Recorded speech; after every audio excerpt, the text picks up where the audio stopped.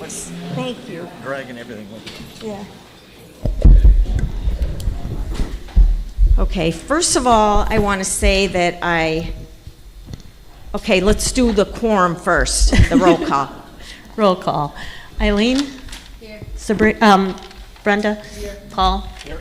Sabrina? Here. I'm here. Joe? Here. And Dick? Here. We have a quorum. Okay, first I wanted to say that we changed the time of the meetings to accommodate women's water aerobics and to accommodate CGL so that they can make it, they have more of an availability to be able to make it to the meetings. Then the other thing I wanted to do is I've been seeing an awful lot of volunteers doing stuff around here, and I wanted to thank all of them because without them, you know, I just think they're so an immeasurable and wonderful group of people. Here's some of the special thanks I wanted to give. Joe Cornett, Steve Smith, and Sam Mondello resealed and caulked all the windows over in the yacht club.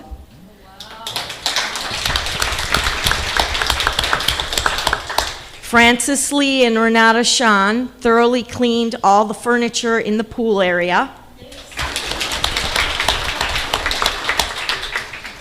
I've seen Ralph Stiano and Charlie Mullen. They gave a thorough cleaning to the new clubhouse grill. Also, Francis Lee, Charlie Mullen, Mary and Robbie Rentz. They thoroughly cleaned the furniture under the canopy. It used to be yellow, now it's white. And I also saw Jeanette Mazzolo out there too for a little while. So I'll add her to the thank you. Okay, and also Joe Cornett and Robbie Rentz installed the 2 new fans under the canopy. Those fans were in memory of Vern Chambers, Millie's late husband. But thanks to them, there's 2 brand new fans. All right, then I wanted to also thank Tom Andrews and Diane McIntyre for volunteering to take pool water readings on weekends. I don't know if it started yet, but thank you. That'll save us a lot in fees and They didn't get the kit yet. yeah, they didn't get the kit yet, but when you do get the kit, it'll save us a lot of what do you call those? Fines. All right? And then Joe Cornett and Paul Joes have been going around fixing all kinds of things, plumbing. They fixed that pipe out there that's in front of the golf shack. It kind of got run over one day. And I saw Paul. Last time we had a meeting, there was a complaint about the 2 lights in the entryway. I guess they were rotted out, so he worked on ordering new ones because they can't be fixed. So everything little by little is hopefully going to go into the shape it's supposed to be. Thank you, all the volunteers.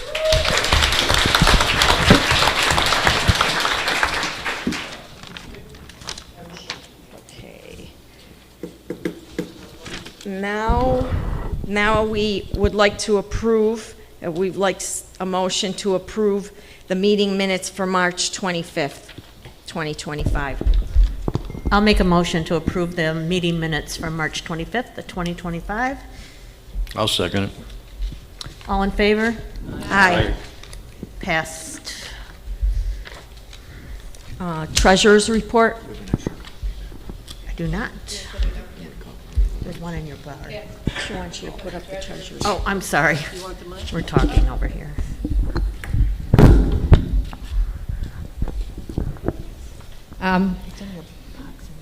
This is the report for the end of March, so we're looking at 3 months.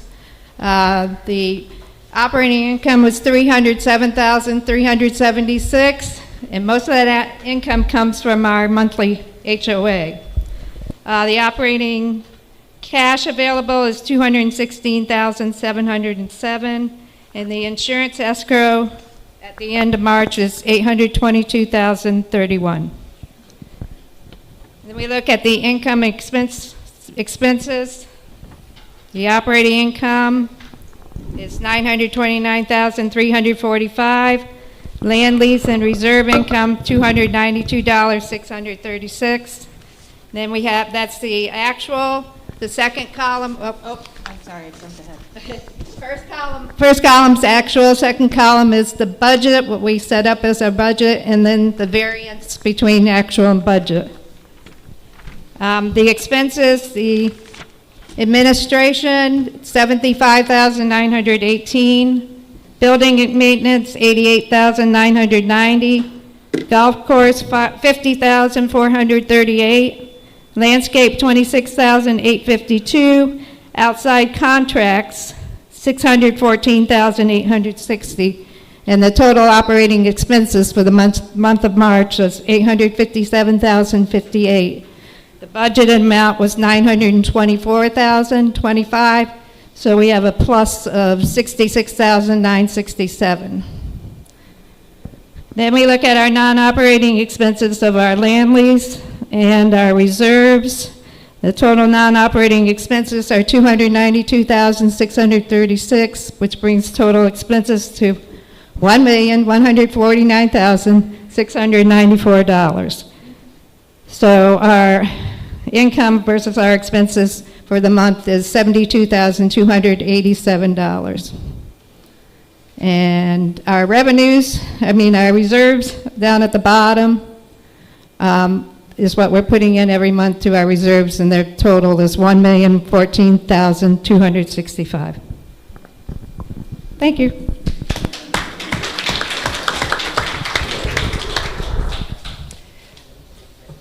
Keith is going to give the preliminary 2026 reserve budget.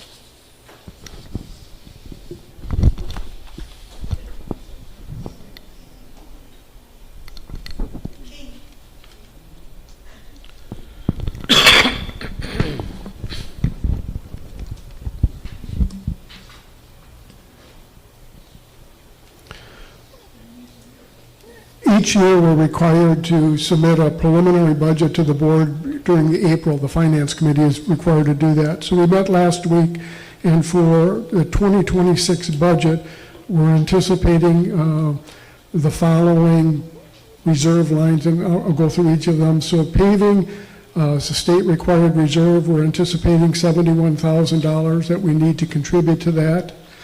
For roofing, we need to do $170,000. We will be re-roofing 9 roofs this summer. That money has already been collected through previous assessments and through this year's budget. The $170,000 starts accumulating funds for the roofs that are due in 2031, and the clubhouse and the yacht club that are due in 2032 or 32. So that represents a $30,000 decrease from last year's budget. Painting increased to $120,000, and that's a result of the concrete restoration work that's going to be done starting this year, and the painting of the buildings following that. Items over $10,000 require a contribution of $11,000. Furniture and fixtures requires a contribution of $7,000 to bring it up to the board objective of $20,000. Grounds equipment, we anticipate $15,000 for the budget for next year. Outside infrastructure, we anticipate $75,000. For buildings, we anticipate $75,000 being used to bring everything up to the required $100,000. And we anticipate $60,000 in token funds.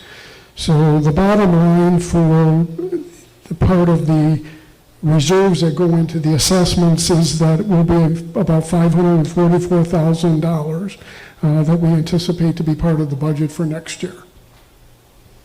Thank you.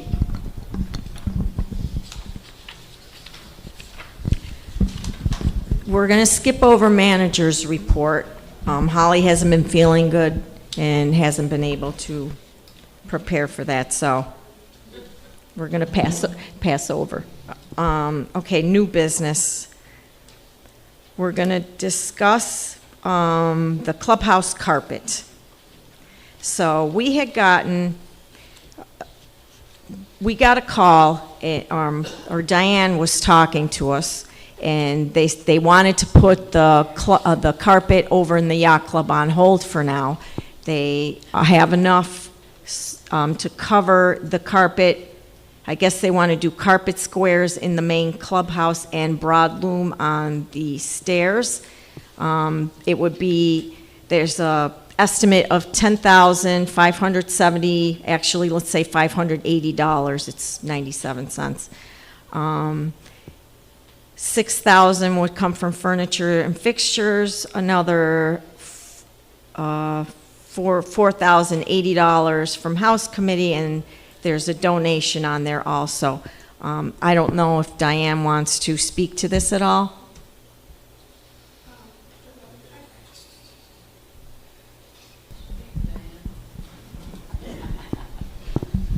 I just want you all to know we've worked very hard to get this where it is.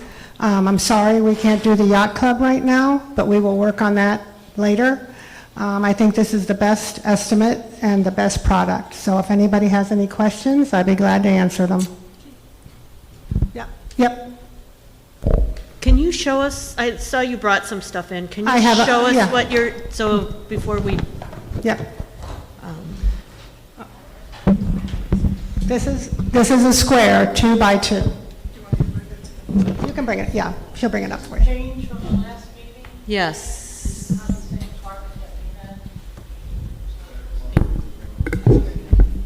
Diane? I thought we were doing something a little more textured. Wait, okay. It's not the That- same one that we The, saw. the product that he showed us with the texture was sky high in price. So we had to drop down, but this is going to be still laid in a pattern. We're still going to have a pattern. Here. So, Can't see it. Nilsa, can you show it so the camera can see it? Okay, so that was a lot more money, So it's all solid, just that. yeah, it's solid, but it can be laid in different ways. It won't be solid. It'll be an offset. Okay. And the carpet for the steps, That's not it. It's a broad loom. It's one piece, and it looks just like this, but it's a broad loom. It's one piece. same color? Same color. It's actually right here if you want to see it. Are they still Sure, tiles? I would like that. The Are stairs they is still one tiles? piece. Yes?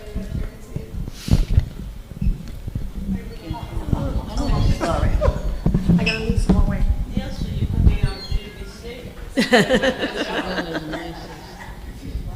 So this is the broad loom, and this is the carpet. Okay. Okay. And this is not our It's color. that color? but- Or what do you, okay. This is not our color, but it's what it looks like. It's the texture. The broad loom's almost the same exact color. But it's a little different texture because it's going on steps. Let them see. So are we doing both sets of steps? Are we doing what? Both sets of steps? Yeah. We're And are going we on- doing either of the rooms We're upstairs? going in the poker room, but not the exercise room. Okay. Okay. If anybody wants to look at it, I'll leave it up here.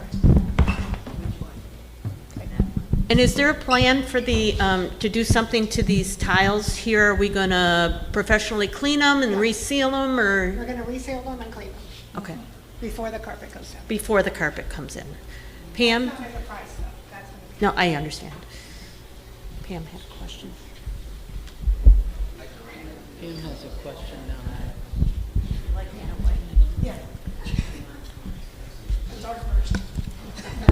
Diane, I just have a question. This is Pam. I'm over here. Are you doing carpet squares then on the landing and into the glass room? Okay. So only the steps that will be the broad loom. My other question is regarding the area that the board is actually sitting on now with the carpeting. Is that going to also then be carpeted, or is that going?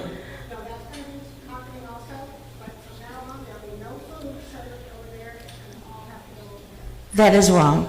I have an issue because you're going to have a heck of a bottleneck in that food area. I don't see why.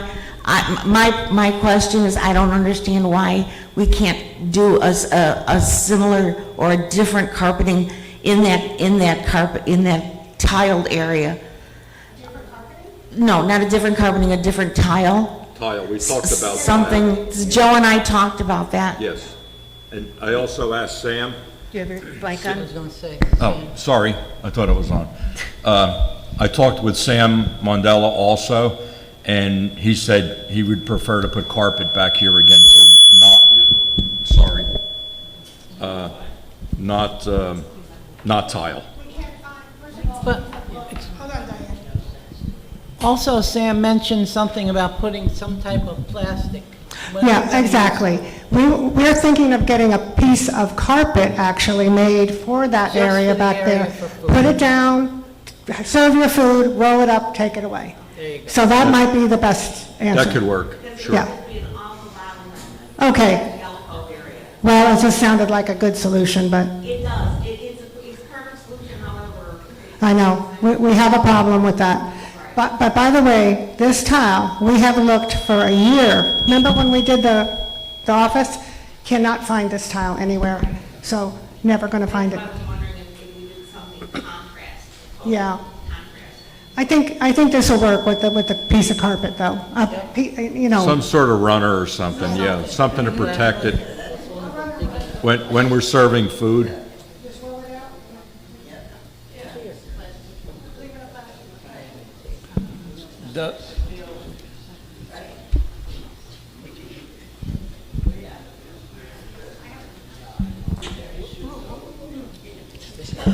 Tom Andrews, 25E. Are we going to check the roof to make sure that all these leaks that we have all over the old carpets are taken care of prior to the installation of the new carpet?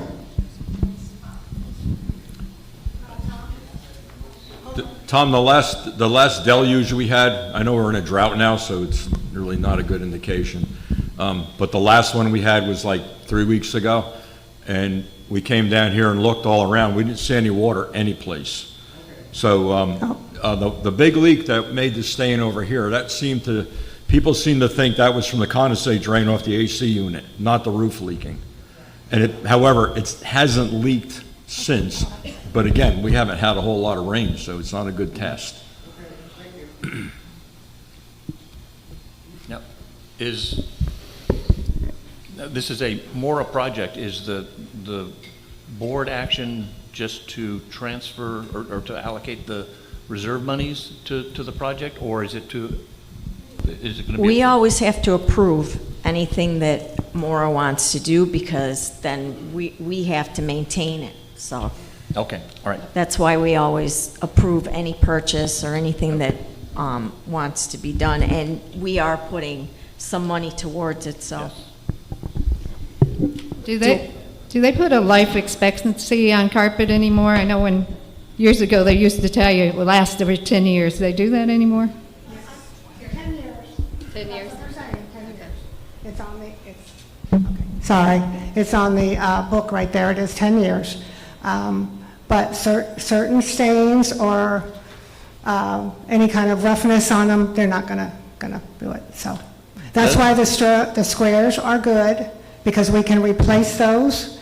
If there's a bad stain or there's a cut or something like that in them, the squares are great. Does the bid include a number of additional or extra tiles so that No. you get the same lot number to the same color? What we're going to do is see at the end how many we have left, because he feels like we'll have at least a box or two left. Okay. And if we need more, we can get them, and this is available for a good amount of time. This is a common product, Okay.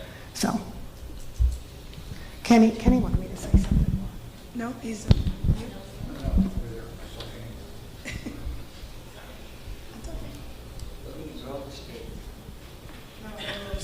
Thank you. Judy Roberts, 17G. Diane, you were going to check with the rep as well, asking about, because we have a lot of chairs that sit on the carpet area, and when people get up, not always gentle about pushing back their chairs, and I'm just concerned about the feet of the chairs getting caught in the seams of the tiles. Are we going to have issues with that lifting up? Okay, thank you. Coming. We need 2 mics. Okay. I spoke to Woody, who is a salesman. This is going to be glued down. There will be no base underneath it. It'll be straight down on the cement. And he has never had a problem with it. He said, but if he did, he would replace it, and it's under guarantee, under warranty. So that's a good question, though. I understand what you're thinking about that. Kathy Gilbert, 37D. Correct me if I'm wrong, but at the last meeting, did we not say we were going to check on just a complete carpet rather than the squares for price? I did check on that, Kathy. It was not recommended by Woody, the salesman, and it also was actually like $700 or $800 more than what we're spending now. So I thought we better stick with the squares. Okay, thanks for thinking of that.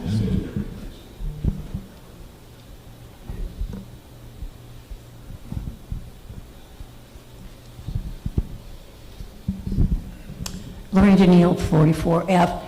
I just want to thank Diane for this work. We've been talking about carpeting for probably 10 years, and now it's getting done. So thank you, Diane, for it.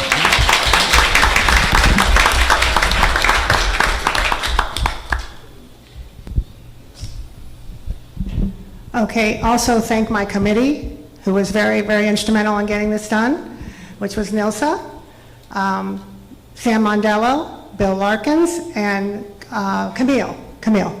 We all worked hard on this.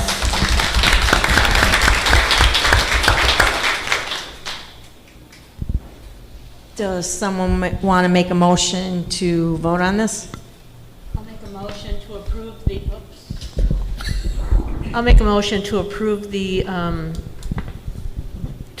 new carpeting in the clubhouse, the reserve, and moving the reservist money to pay for this. I second I it. second it. Got it. All in favor? Aye. Motion passes! All right.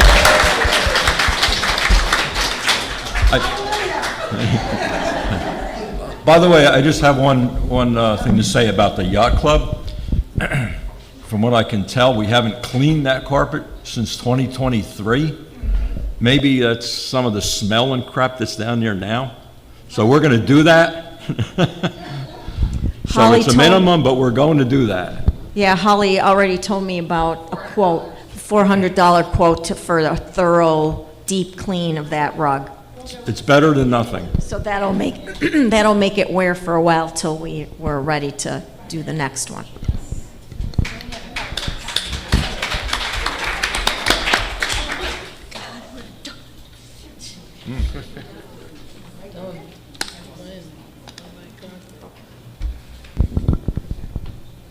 Okay, now I'm going to talk about the structural integrity questionnaires.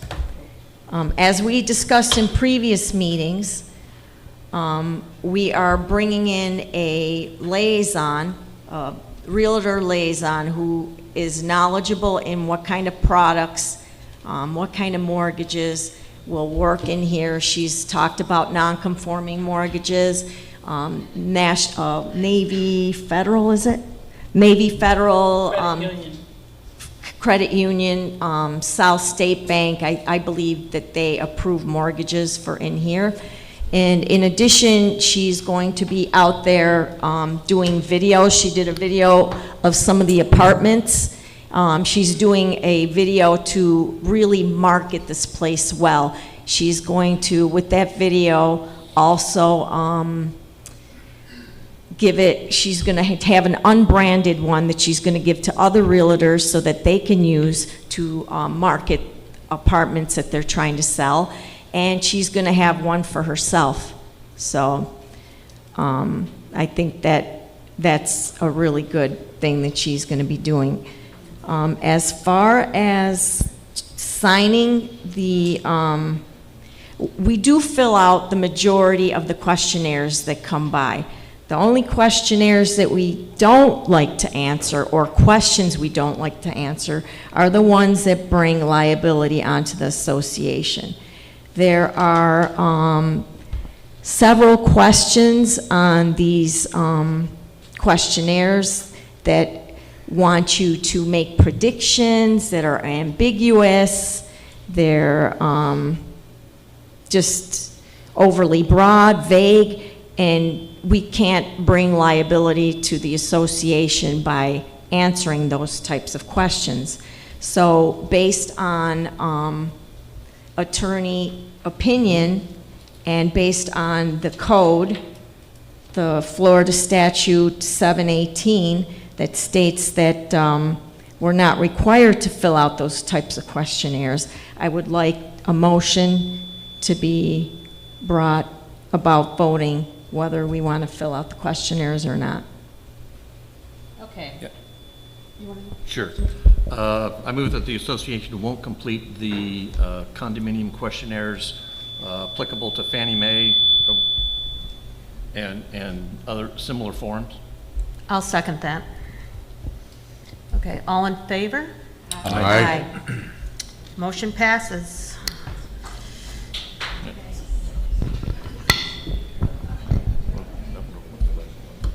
Okay. Any comments? Well, too late now. I was gonna say, we probably should have done that because it's too late for comments. They can say what they want. Yeah. I have Chris Davis, 4080. I have a question. The way the motion was worded, it sounded like you would fill out some of the form, but just not the last couple of pages that dealt with. Is that correct? Yes, correct. Okay. And then I had a sort of an announcement. The structural integrity reports, the CSM reports that were uploaded to the Vanica website were huge. So those of you who don't remember your login or haven't used that site, I have managed to break them into many pieces, and they're all available on our website.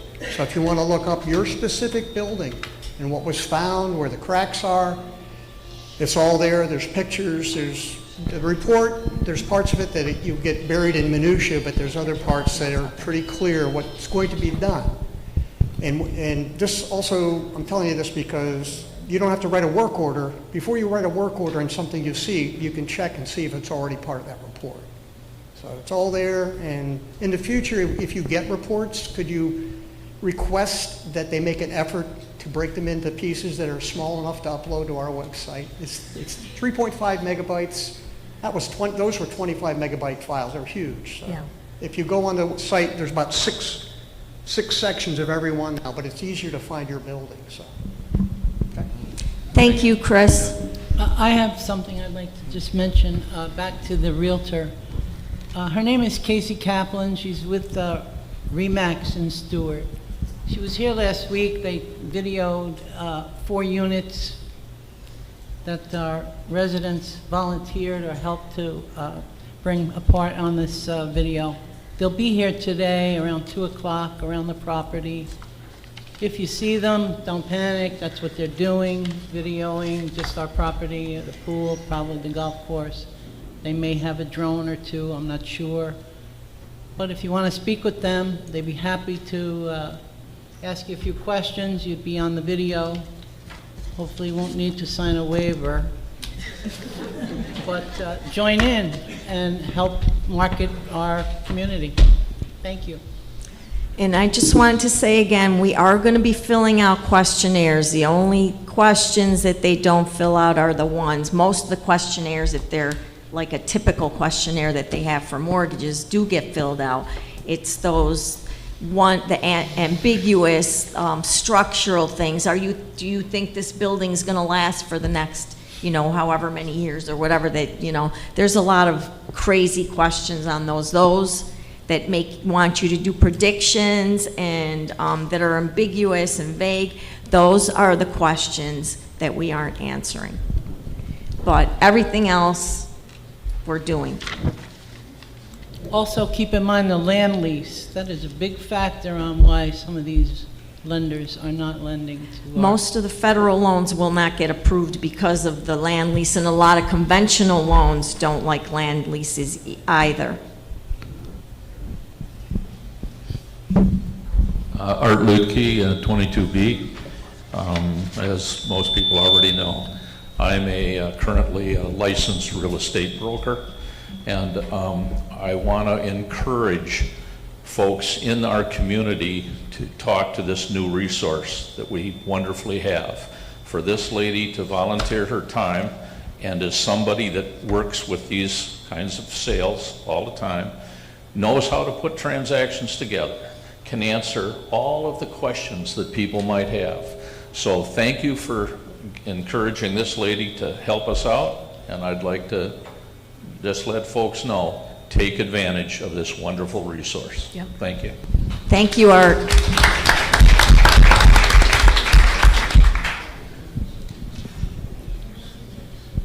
I have one question on the video. Is it going to be on YouTube? Will there be a way for us to put a link for it on our website? And or at least ask that question if you don't know the answer. She is giving us a video.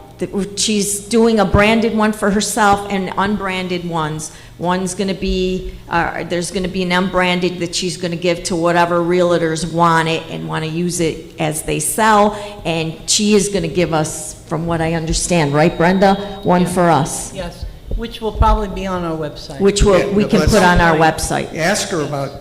She how we already would do told that. us. Yeah, but the way we do it is what I'm trying to find out. In other words, it's Well, really easy she's if gonna it's a be YouTube if you video. see her, but if it's- please She's introduce around. yourself. I saw her a couple minutes She's ago. here this morning meeting someone that flew down and is going to look at 6 units, so she is busy. Just ask the question and I could chat with her, but. Okay, better you than me on the techie. No techie. Moving on. Are we good? Okay. Now, the motion, does someone want to make a motion? Any verbal, non-documented approvals from previous management regarding rules and governing documents will no longer be honored. So I'll make a motion that any verbal, non-documented approvals from previous management regarding rules and governing documents will no longer be honored. I second it. Second it. Okay. What's been happening with that is people keep saying, Chris told me I could do this. They're doing all kinds of things. Chris told me I could do this. Carlos told me I could do this. But it's against the rules, and then if he told you could do it, there should be something in your record, but it's not. So we can't allow everybody to do anything and everything they want and say, Chris told us it was okay, however many years ago. So that's why we're doing this. And So, all in favor? I, All in favor, motion passes. motion to approve split rail fence for the golf course hole 1 pond. Okay. Discussion Oh, where and did my picture go? Oh, come on. Oh, man. Technology. it's in there. Oh, there it is. There it is. There's my, These your pictures. These pictures were supplied to us by Art Letke. By the way, Art does a lot of work here. He should have been on that volunteer program also. I knew I forgot somebody. Yeah, that's okay. We got it. Thank you, Art. This was Champion Turf, I believe. Is that the right golf course, Art? Okay. Champion Turf. There you go. It is on there. Sorry, I didn't know it was on it. Anyway, this is what they do in lieu of a fence. That would blatantly stop anyone from trying to walk into the pond unless they got real creative. And it looks pretty good. What it would cost, we don't know. Maybe Paul could maybe contact his landscaper, or that would be a landscaper thing. I think it would be filter fabric and riprap. Yep, riprap. And I think it looks pretty cool. I think it would answer a lot of people's concerns. So it's something to consider. We need to get some numbers and see what it costs. Would that also help the receding? Talk into your microphone. Yeah, it Hold the would, dirt yes. in place? It would stabilize the bank also. The answer is yes. Yeah.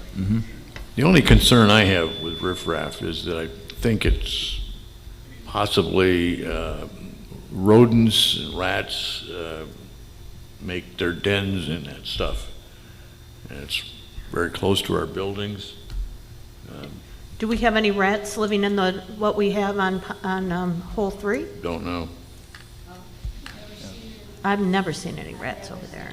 You're not supposed I want, Janice, you live over there. It would You be ever by see any Bob. rats running See- around? No rats, Bob?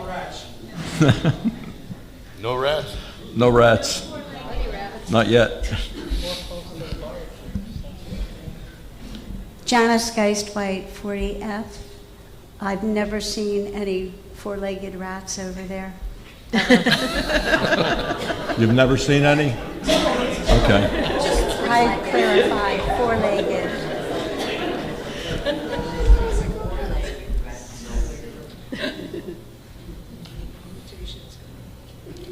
I think an option like this would work a lot better than having a split rail fence. I've seen people step over the rope that's out there, and a split rail fence, unless it's gonna be 4 or 5 feet tall, and then they're gonna climb over it, they're still gonna access that slope. Using something like this, I think would solve the problem much better than a split rail fence would.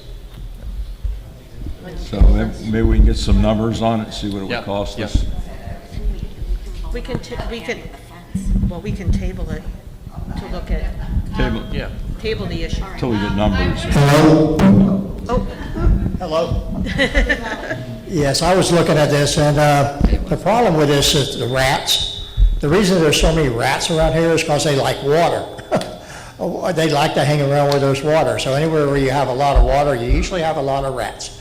And especially when you have dinner served every evening in the garbage cans. So as far as the rats in there, they're going to be in there. My concern is, we were worried about people jumping a little bitty fence to go down and get the ball. Well, what about the people walking on the rocks going down to get their ball? I mean, that might be a little more dangerous than a fence, but, you know, and they will do that. And I want to encourage the community, please do not go down and retrieve your balls. The other day, we were out, and a man climbed down that bank to get his ball. He didn't get it, but he tried, and we just need to tell everyone, please do not climb down there. I have something to say. Here I am. I watched the Masters over the weekend, and I'm not a golfer, but I enjoyed watching it.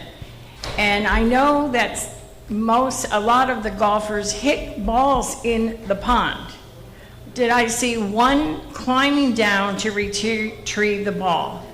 For the life of me, I can't understand why in Monterey someone would do that unless their golf ball is made of gold.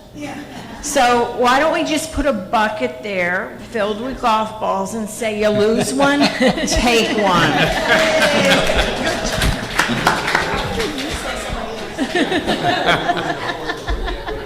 Well, they don't have my brand. Carol Flutterbuck, 47F. Is there any sign or anything at the shack before they even go out that not only on hole 1, but it's dangerous on any hole for them to try to retrieve their balls? And some sort of sign that says, please do not try to retrieve balls. You know, something, or even over at hole 1, even if you're going to put that there, which does look nice, and I would rather have that than a fence, I still think you need to have a sign there, no ball retrieving or something. Because people just do what they want. it's true. How far do we go to pacify it?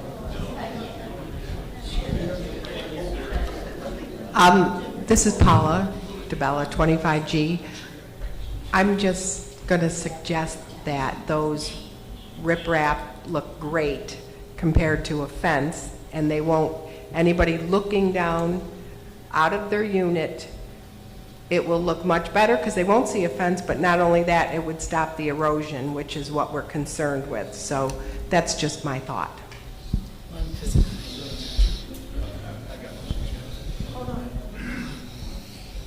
You'll have to excuse my voice. Kenny Parker, 1B. The fact is that riprap is dangerous for golf balls hitting it. You're going to have a lot of broken windows and people getting hit when they carry them off of those rocks. That's why years ago we just didn't put them in other places. Instead, used the bulkheads. There's also a material a mesh that's like a diamond shape, and you punch it down into the ground and cover it up with dirt. I gave copies of some of them to our property manager, Holly, where it's a nice way that it's like when you see the overpasses and they've got grass that goes down on a 60-degree angle. That's what they do, is they put this material down. It's either metal or plastic. They nail it down into the ground with very long spikes, and then cover it with different materials and grass, and you've got a nice little slope. And then you just put a sign up there that says, do not go down to the water to pick up a golf ball, and put a life preserver next to the sign.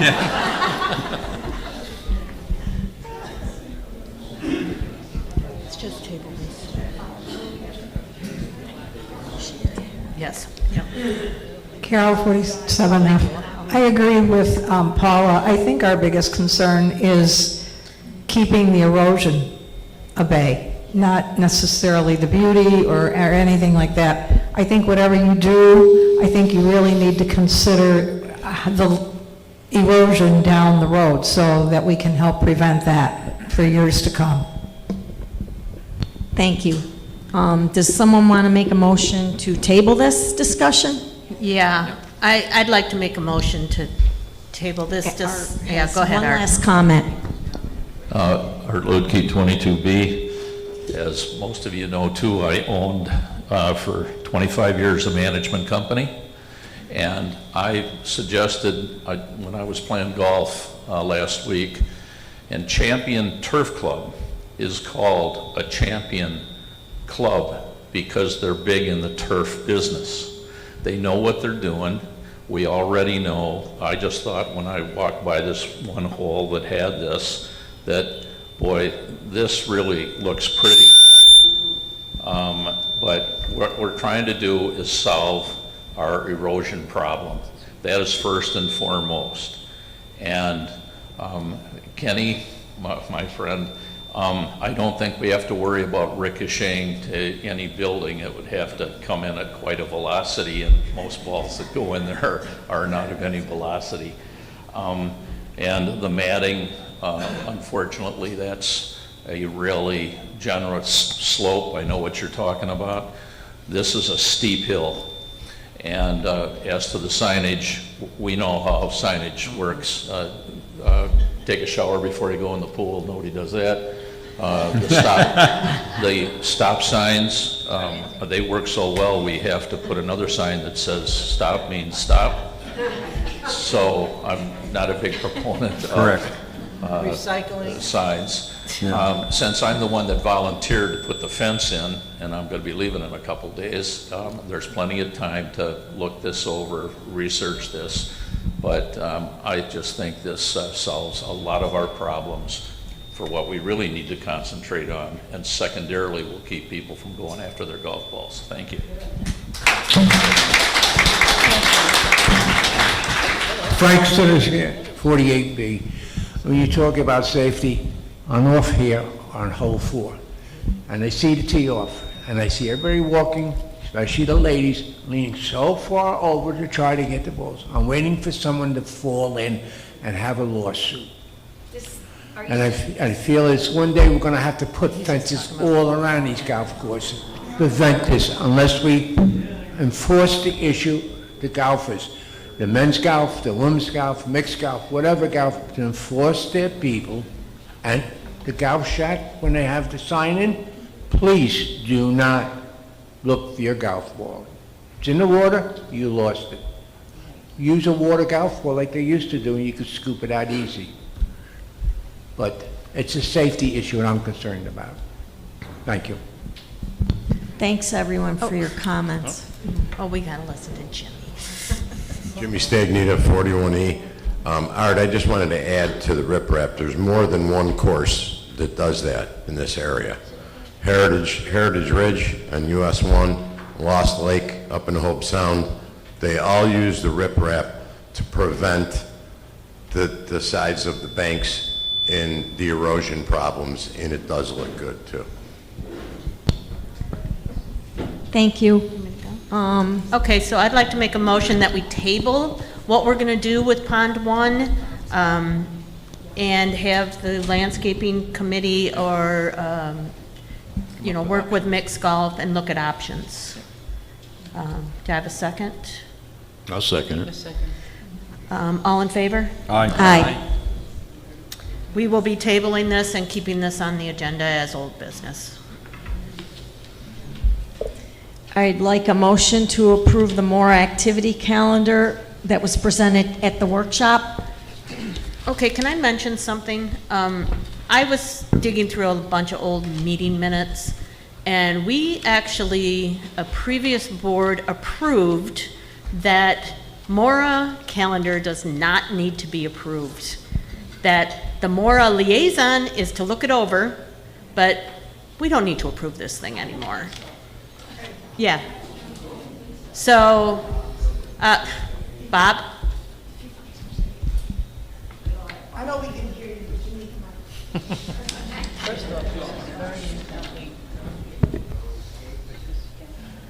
to. Okay, Bob McCosey, 27D. I think the reason we did that was because there was a lot of confusion, okay? We had all the board members review the moral activity thing, just checked every date, every time and so forth, there was no problems. If they wanted to change it after that fact, they would go to the office, and the officer would check to see if there's any conflict if somebody wanted to change something. It's more or less a protective thing, because the board's going to get blamed for anything that happens anyway. So I personally did, and I think all the directors did, we checked every date, make sure there's no conflict and so forth like that. Because once there's one conflict, it's just chaotic. But I strongly recommend that you still review it. It's just like a hand stamp. You're not going to knock it down, I'm sure. But just check to make sure the right dates are there. I know they do a good job on it, but it's not fault-proof. But Yeah, that but- way it was. That's my opinion. but You do whatever you want. No, I'm just going to say that if a previous board approved to not do it, and Bob, I believe you were on that board. I think that was negated. No, it was never, I've read every minute since 2013. It was never negated. Now you're going to make me look through 100 minutes and see if I can find it, right? Well, I worked on that, Nilsa Rios, 9F. I worked on that calendar for a very long time, and I also passed it out to every single one, the mixed golf team, the bocce, everyone social, everyone that had input into that calendar. I also gave it back to them to go over, and that calendar is intact. There's no double in there. I would swear on it. I mean, I don't have a problem in approving it. I just wanted to state that a previous board had said that we no longer have to do this. So I don't know, I mean, I'll make a motion to approve them. Oh, I'm sorry, Lorraine. I was on the previous board. Yes, you were. I felt at the time it was unnecessary for us to go through the board to approve the calendar, because you've got a board liaison that can check it carefully. And they could go to each committee and shouldn't have to, but if they felt like they wanted to, they could go to all those committees and say, is your calendar correct? But as Nilsa says, it's already being double-checked. I don't think this is an item that the board should be concerned about approving. Okay, so I would like to make a motion that we continue with the previous approval of the board and no longer have to approve the Mora calendar. That will be done by the board liaison to Mora. Okay, yes. I second it. Thank you, Sabrina. All in favor? Aye. Motion approved.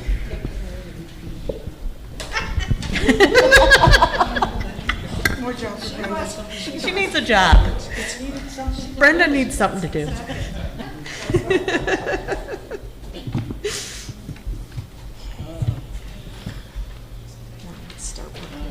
Yep. Okay, now we're gonna go through the resolutions. I'll let Kim handle this part, unless Okay. you want me to. No, I'm good. Okay. Keith and Sabrina went, let me go through and make sure I have this in the right order. Yes. Keith and Sabrina went through the Finance Committee resolution, And we had, the association had updated the bylaws, Article 8, Section 6. In 2023, it's Martin County Book 3376, page 633. If you want to read it, it's out on our website, and it's by book and page, so you could find that. The resolution that was dated 2014-01 was never updated with the changes that were made to the bylaws. So Sabrina and Keith went through and made sure that the resolution matches the bylaws. I don't know everything that changed in it, but I don't know, Sabrina, if you want to speak to that. I don't have it. But it really didn't change much. it just was to make it so it looked just like the bylaws. So I would like to make a motion to approve the Finance Committee resolution dated 2025. I second the motion. All in favor? Aye. And I sent this out to the board, just so you guys all know. And basically, the one before was back in 2014, so Right. it's 10 years old, so it needed to be updated. updated. And all these resolutions are on the website. These will be posted in the next couple of days, and they're all in a book in the board office, if anyone would like to read them. The hearing committee, per Florida, it's highlighted, per Florida Statute 718-303-3B, if you want to go read the Florida statute, members will not be officers, directors, or employees of the association or the spouse, parent, child, brother, or sister of an officer, director, or employee can be on our hearing committee. Okay? We had a board liaison previously. We have removed that, and there is no longer a board liaison to the hearing committee. It's a standalone committee. Wally's the chairman. I don't remember exactly who is on that committee, but if there's a fine, and if you are imposed a fine and you would like to have it looked at and would like to talk to the hearing committee, that is something that you can do. So I'd like to make a motion to approve the updated hearing committee resolution. I second. All in favor? Aye. Aye. Awesome. The security and cash oversight. We just updated this one, but we felt that we needed to update it once again. And the reason we're doing that is that security is built into the token collection procedure. For those of you that don't know how this works, when you put money in that token machine, the money is read by the machine, it goes into a box, and then there are digital numbers on each box, on the right-hand side and on the left-hand side. Counters, they're counters, and they tell us how much money that machine has brought in, okay? Our bookkeeper keeps a copy of what the numbers were the previous time that we emptied the machine. The amount of money that we pull in needs to be the new number minus the old number, and that's the amount of money we have. There is no way to steal any money out of the token machine. No way. And we don't keep the old numbers. She's got the old numbers. The bookkeeper does it all. So there's a security check there. Okay, so we would like to change this resolution so that previously we had to have 2 board members and the bookkeeper. There's really, no one can steal this money, you guys. You can't take a 20, you can't. So we would like to make a motion to, or we would like to change this resolution so that you only need 1 board member and the bookkeeper or the property manager so that you can count tokens. Especially in the summertime, it's difficult to get 2 board members in here at one time because a lot of us are no longer here. So I would like to make a motion to update the security and cash oversight resolution. I second. All in favor? Aye. Motion passes. Thank you. Oh, I'm sorry, Diane.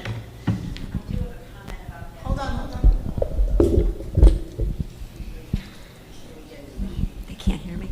Diane McIntyre, 29E. I do have a little bit of a concern about that. I come from a nursing background and had to count narcotics every shift with 2 people. I feel like, and this is no offense to any of our employees, but if you have 2 employees counting it, We didn't say 2 employees, we said a board member and an employee. right, but then you said in the summer, No, there will No, it's always always going to be a board member. It reads here, there are, removal of laundry token cash must be done with a board member and the bookkeeper or the property manager. okay, I misheard. I'm sorry, I The wasn't clear. property manager instead of the bookkeeper, Yes, Okay, if she can't be there, but we always wait for her anyway. right. okay. So you think, well, there's, Anytime money is involved, I think you have to have a really good, secure system. And And the I'm way- not questioning anybody's, integrity, I'm just saying, things happen. And Diane, that, I would agree with you, like, if we were counting the money from the golf passes, or, something like that, I would 100% agree with you. What controls the amount of money that we are collecting is that there are counters on that machine. I understand And it's that. 100%, I mean, you've done it. Yeah. It's 100%, there is no way to steal any money out of that machine. the way it would be possible is if I or whoever got into an agreement with the bookkeeper and then we started monkeying around with the numbers. She could monkey around with the old number and change it, and then you can kind of steal that way. So rather have the there's always a way, but I figured with the internal control of the counter and having 1 employee and a board member, I thought we were okay. And you can have 2 board members that are like maybe both a little maybe I'm not- shady, and they could. Yeah, I'm not really questioning, I mean, it's your Right. judgment, and I'll go with whatever. I just felt it. I agree. We already approved it, right? Yeah. Okay. Okay. Just got one question on that. Who is collecting the money out of who's taking the tokens out of the machine? Out of the laundry machine? Right, out of all The laundry employees, I believe The employees a lot do of that? times Eric takes the coins out of the machine. Maintenance. Okay, maintenance does. So he or she can just take the coins out and put a couple in his pocket? What's he and keep gonna do going? with the coins? Where's he gonna get the money for the coins You wanna unless buy a someone coin goes for and $1 get- a piece? Instead of 2? I don't know, okay. What's he gonna do? Come to me, I got 2 coins, You here, never give me know. a couple I- bucks. I'm not gonna give it to him. You never know, but employees handling coins like that, I just don't agree with it. But that's, all right. That's my opinion. We have I trust the Who employees. should do it? Trust everybody. Board members? What's the solution, Bob?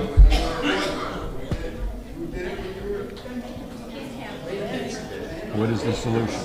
Have us go collect coins, I guess. We're not going to be here. I'm going to be in New Jersey. I'm not doing that. Okay. Keep her going. All right, we're gonna move on. Is everybody good? Okay, let's move on. Now, okay, motion to update resolution 2025. We did that. Oh, okay, we did that That one? was that one. Oh, okay. All right, so now we got a bunch of committees that, we have people that are wanting to be on the committees to approve. Motion to approve Sue Andrews for Rules and Regs Committee. I'll second that. All in favor? Aye. Passes. Thank you, Sue, for volunteering. Motion to approve Judy Roberts for Annual Meeting Committee. And she will be the chairman of that The committee. chair. So seconded by Second. Brenda. Yeah. All in favor? Aye. Aye. Aye. Motion passes.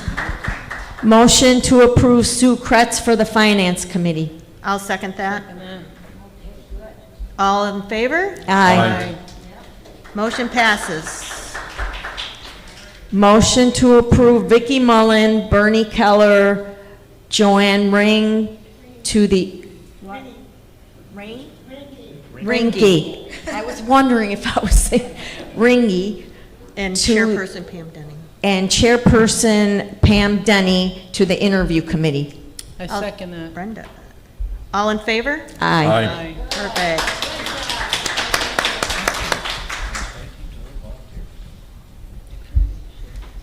Yes, thank you to all these people that are volunteering for these committees. Now, it's not on here, but I'm going to talk about roofs first. A couple of, we have been getting bids, and the bids, or the bid that Keith was telling me about, one of them happens, it seems to be slightly lower than, it came in slightly lower than what was expected. We're still needing to get the bids on removing the air conditioners from the roof, so that part is still being looked into. That's all going to be covered by reserves. Then the next item is the Centricon system for the buildings. Hang on, I want to find my invoice.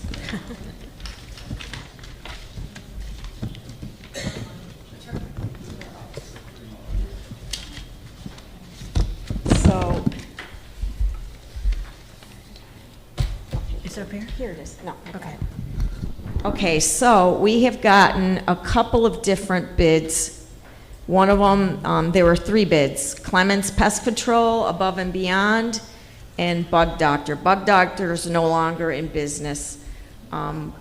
Okay, so first of all, I'll tell you that these Centricons, that's where, it's a station where the termites go into, take the food back and take it to their colony, and they kill off all the queens and everybody else that's in there.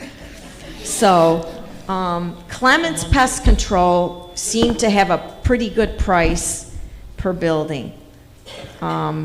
Compared to Above and Beyond, they're like basically half the price. It's $610 per building. We already seem to have 2 Centricon units at a couple of buildings, so we only need, we need for 49 buildings instead of 51, and the 2 clubhouses. The total for that would be $31,110, and then they have an annual yearly renewal of $235 per building, which is like an inspection, and that's pretty much like $12,000. Above, yes, it's all necessary unless you want your buildings eaten alive. Above and Beyond Pest Control, instead of being $610, was $1,300 per building, so it's double the cost, even more than double the cost. And then their yearly inspection and renewal is $325 per building, which was going to be over $16,575, which is a lot more than the $12,000 that I mentioned before. So I'm thinking this is a good thing to go with, and that would be something that would be part of a special assessment. I'm just looking at your numbers, 66,300. Thank you. Okay. Any question on the termites? What was the total amount on that? The total amount would be, I wrote it down. $31,000. $31,110. And then $11,985, which I'm not sure when that needs to be paid. That's an annual cost? Yeah. That would be for the renewal and for inspections, so I'm not sure. Huh? What? Operating. Yeah, that would be operating. It would start off as part of a special assessment, and then it would go into operating, because it's something that we would have to maintain. Any questions? Peter? Peter has a question.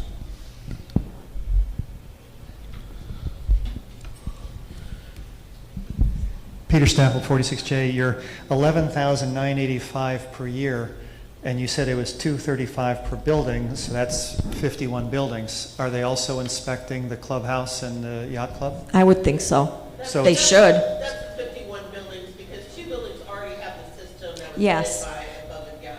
Building 14 and 15 already have CenterCon. I don't know why So we the- only have two, but we only have two So right now. So they're not going to be inspecting those two buildings every But year? above and beyond does. Yeah, that's already a contract in place, so it's separate. Okay, thank you. And maybe once that runs out, maybe we put it all under Centricon, so we don't have all these, like, above and beyond does our tenting. Anyone else?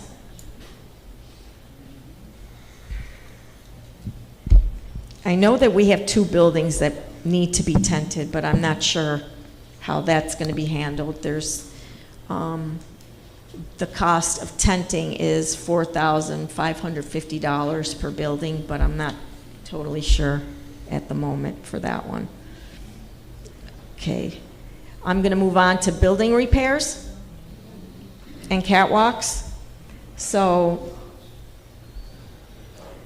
far, well, we had gotten 3 bids.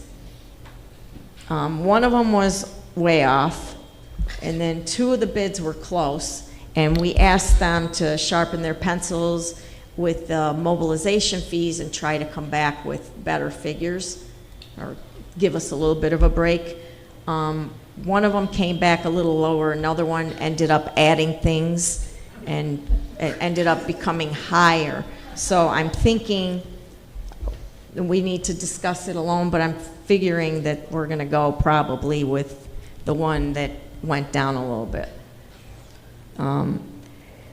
The average, I'm gonna say, was around $700,000 for fixing the 10 buildings. They are the 10 worst buildings here, and they do need to be done. One of them's got like tape all over it, you know, like 700,000. That's the best we could do. And we've been bargaining for a long time for that. For the 10 worst, these are the 10 worst buildings.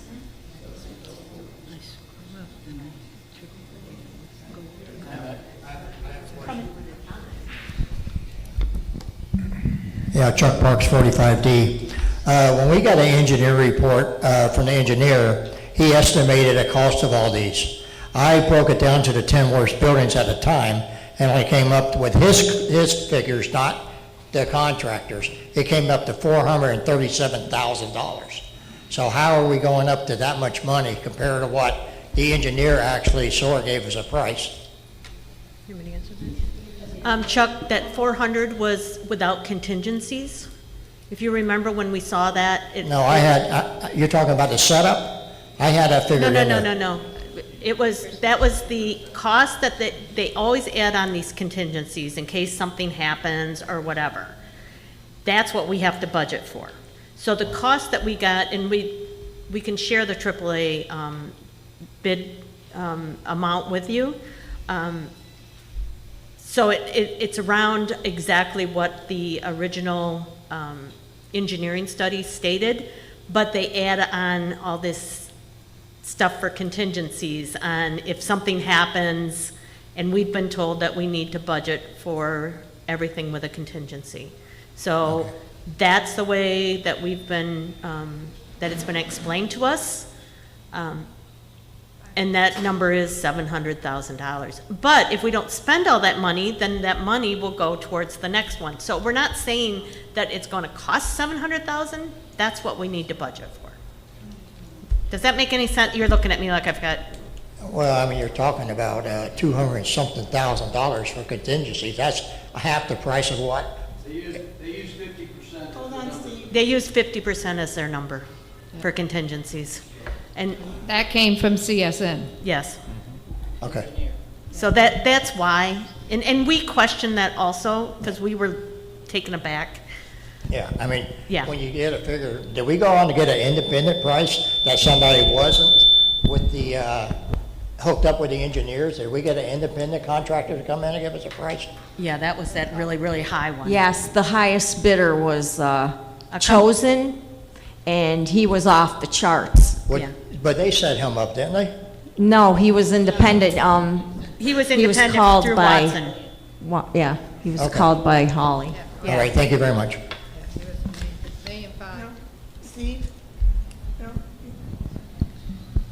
Diane McIntyre, 29E. I'm one of those buildings that has the caution tape all over it. So I'm curious about when the work would actually start.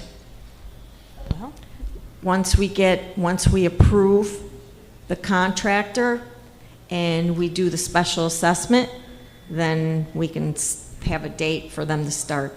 Okay, We'd so like it to be in the summer, but we got to get everything together. It's got to go we have to have the 2 weeks notice that we have to give you guys of what it's going to be. I'm giving you an idea of the prices so you can kind of figure out what it would be, and then you got to do the prorations and stuff like that, but. So we're probably talking a couple of months. In the summer, I'm figuring. This company is ready to go. Yeah. Oh, okay, all right. Well, my comment is we need to replace some of the caution tape because it's blown away.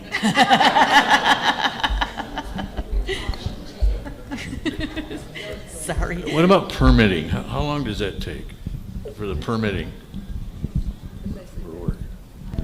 I'm not really sure. I'm not sure, but I think they do all of this, CSM. When we tell them, they do all that. But I don't really know how long it takes. The reason I was asking, because she was asking about the timeline, and I don't know how long it takes for the permitting. About 6 weeks. 6 weeks? Okay. There you go. Ron Herman, 7G. What is the scope of the project, and are we going to be able to live on the second floor while this is being done? Yeah, we asked that question when we talked to these companies that were bidding, and they told us that they may either tell you you have to stay in for, either leave for a couple hours, but no, you will be able to live on the second floor while we're having this completed. The foreman will, he'll be coordinating with everyone, even people on the first floor. This is on, right? Yes, Okay, Ron. good. The people that live on the first floor, they're going to be asked to use their lanais for access and egress, just due to safety. So, these guys are going to, it's a lot of work. There's going to be a lot of noise. A lot of I equipment. wouldn't keep my car parked outside because it's going to be dust. So, it's a big project, and it's going to, it's going to be a lot of discomfort to people.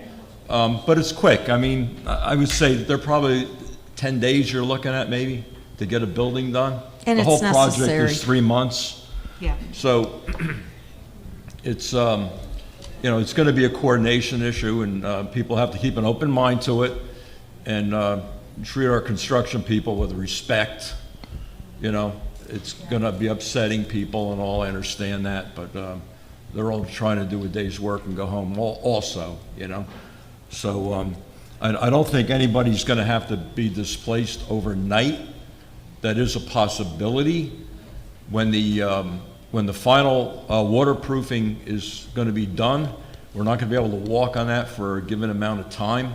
So that may involve somebody on the second floor not being able to get into their place for a night, or it may not, So Well, we stick them up there. it's going to be.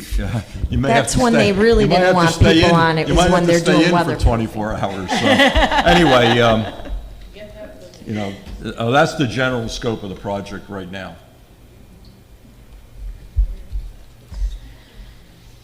Any comments? Or we'll move on. Do we need to announce the buildings again? This is for you, Diane. How long has your building been to the point now, it's beyond my even comprehension, you need caution tape? How long has the railing, whatever is wrong with your building, how many years? Years?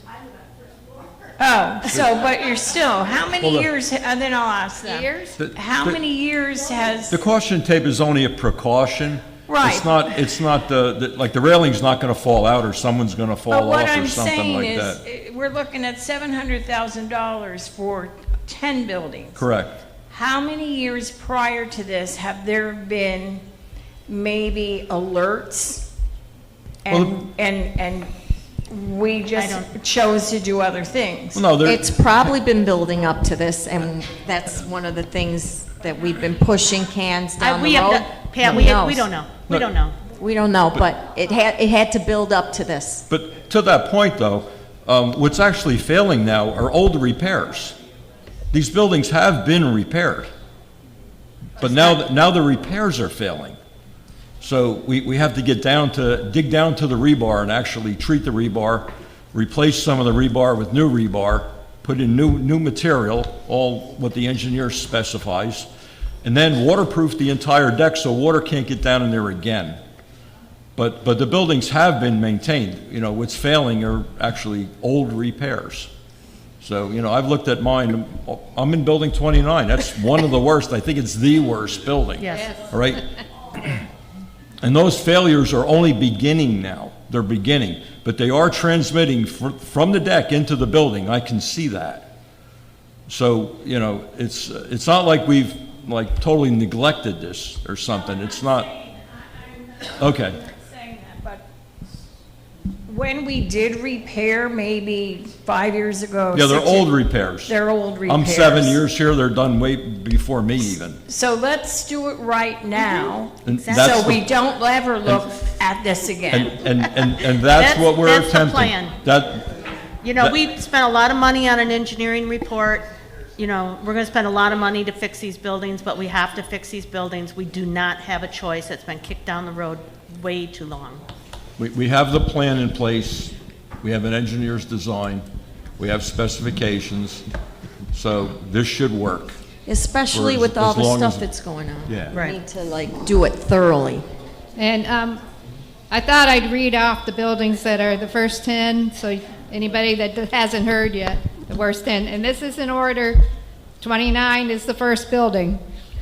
29, 2, 13, 15, 1, 11, 49, 12, 17, 43. Those are the first 10 buildings that we will be working on. Okay, it's my understanding that this all really came about because of the collapse in Miami. So really, this is a responsibility we have. We have to do it. Yes. Correct. We have to do this. This isn't a question of if we do it, this is, we have to do this. I'd rather take care of things now while they're, I mean, if we wait till something happens, it would be astronomically expensive and your property values, I mean, it would be expensive in more ways than one. It's just got to keep things up. And if we don't do it now, next year it costs more, and the Yeah, next every year year it it costs just more. We keeps have to do it, yeah. escalating. Carol wants to. Carol Flutterback, 47F. I'm just questioning, is this going to be an ongoing process with all the buildings then? Yes. Yes. So over the next several years, all the buildings will be repaired? Yes, this is going to be a multi-year program. Okay. Project. And we're hoping It that. should get better like as it goes along. The first 10 are the most expensive, obviously, because they're the worst. And then it would be nice if we could do maybe 15 next year. And then some of them, the cost, if you look at the report, which it's available, like Chris said, he was gracious enough to put it online for us. If you look at the report, it comes down to, some of the buildings need to be fixed, but the fixes are pretty minimal. And so those buildings are only, $10,000 to fix. So a lot of the buildings, hopefully we can get this all done as a 3-year project, is what would be nice. Ultimately, we need all of the catwalks waterproofed. Yes. So they need to be repaired first and then sealed. It makes sense.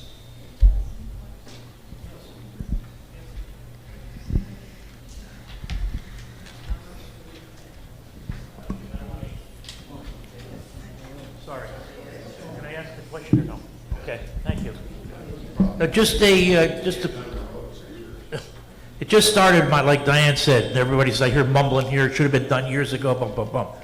This only started within the last 2 years with Miami's concentration down on all those buildings. So don't try to hear mumbling that they're trying to play past boards and everything else for that. That's not true. This, we gotta move forward, which I agree 100%. But don't go back and start playing other boards for this thing, not neglecting this. It was never neglected on that. Everything was brought to light within the last 2 years because of the Miami situation.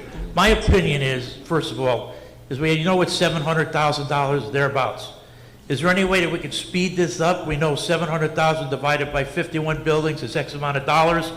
It just get that done right away? We're planning on it, but you have the rules, the legal statutes that we have to go by, the Florida statutes, where you need to give 2 weeks, and we need to get final approval, but very soon, we want to do it. I'm letting you know what the prices are so that you can, figure it. I agree 100%. We literally got the bid this morning. Okay. Yeah, so Or yesterday. everything is super slow. Yeah. It's not like New York State, where everybody's All right, like, thank you. oh, and Bob, in 2021, they did a CSM study on the buildings, and back then, they thought, they estimated 10,000 per building to fix, and nothing was done with that, so. I mean, I'm not throwing it back on previous boards, but this is the second Bob, no one's study blaming we the did. board. Yeah. Our building's 53 years old. We're gonna have this. You know, we just have to fix it. Go ahead. Deborah South, 1I. I'm just wondering if we'll be, I'm sure there'll be an assessment coming up, and if you can give us any idea when that's going to be and how I'm it's going to go thinking, about it. what do I say, May, June? We need to get the meeting in May. We want to try to have the meeting in May and like at sometime by May or June. Maybe, but Maybe, the assessment would probably be this summer. I mean, it's going to be this early summer. So right, because we start still planning. have to get all the, We need to Our get the ducks in a row. contractor going. Yep. all right. Can I move on? Please do. Okay, now we're going to talk about the retention basin projects.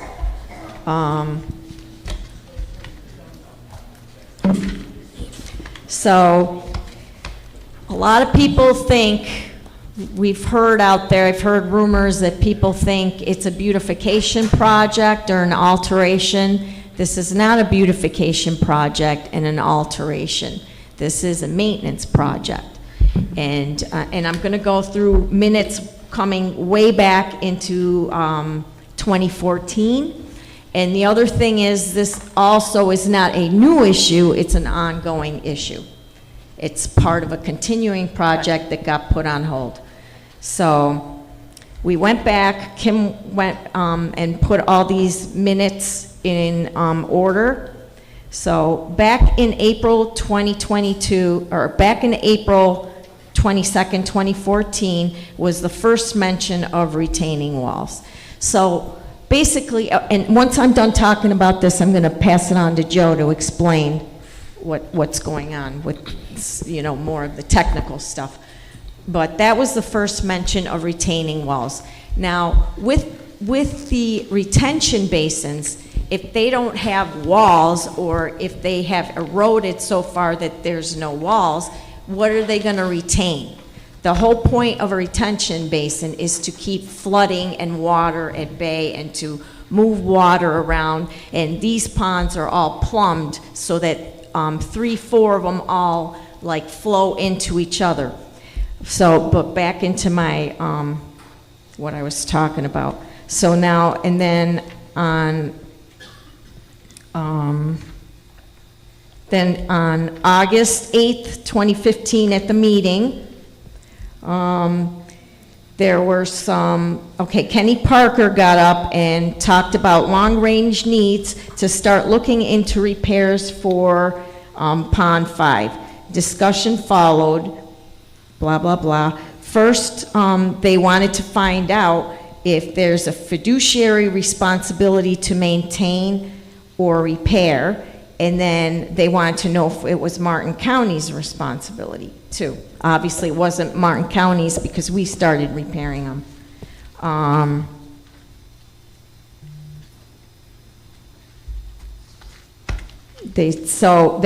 then it came down and it said that the ponds are for retention and flooding. So that was the first time you see that these are not These are not decorative ponds, they have a purpose, and it's for retention, and they're for flooding, to maintain, so we don't get flooded. Then, we have a whole bunch of minutes, but now I'm going to go on to December 8th, 2015, or 2015. Ponds are for retention and to stop flooding. That's stated again. Then again, we have a series of different minutes. On March 31st, 2017, a subcommittee found, and these are all part of the minutes, that the ponds are structural, are for structural reasons, not beauty. Okay, then February 19th, 2018, there's mention of an engineer being studied to study the ponds. It was also stated that they are not ponds, they are retention basins. On March 3rd, 2018, the board voted to continue the repair out of retention basins 1 year at a time. March 2nd, 2019, it stated again that there's a plan, that the plan is to do 1 pond a year. I don't think it went 1 pond a year, but that was the plan. Then on March 28th, 2019, there was a letter from the attorney, and that's the letter that we've been seeing floating around. In the beginning of the letter, it starts off stating the law, that if it's a beautification project or some kind, like you're altering something,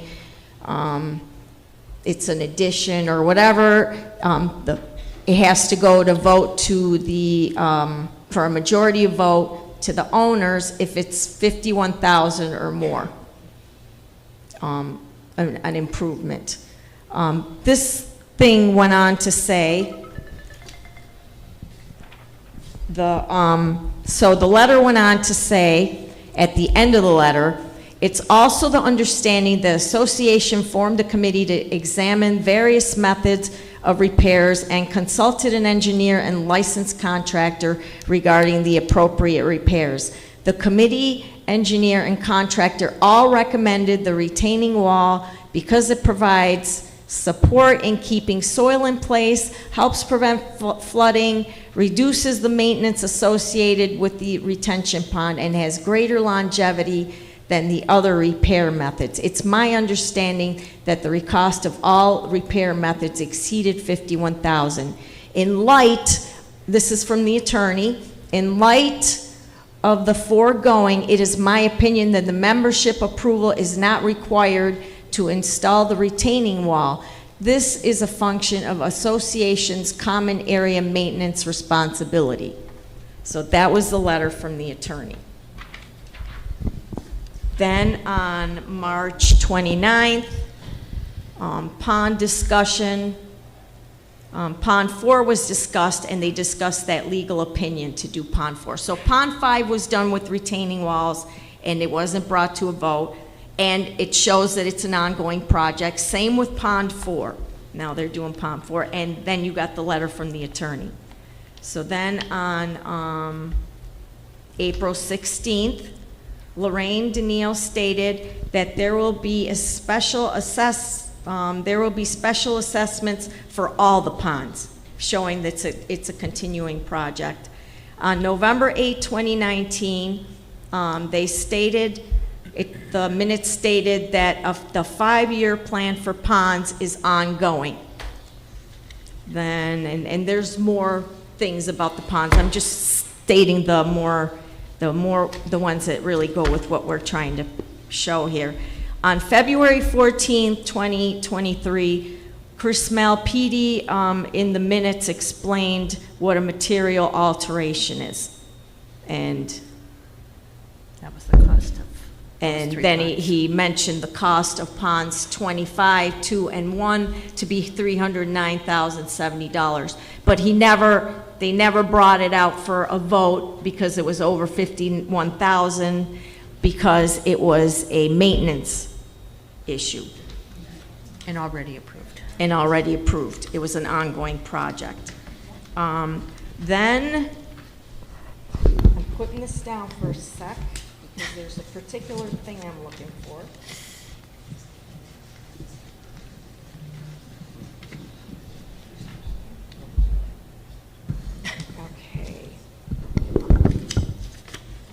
here, I got it, hang on, all right. So now, when they stopped, okay. On November 14th, 2023 was when they were discussing Pond 3. But due to the insurance increase, Pond 3 was tabled for a year, if you all remember. Okay, now I got the minutes here. I'm gonna read the minutes. So this pond was already approved to be done without having gone for the 51,000 majority vote.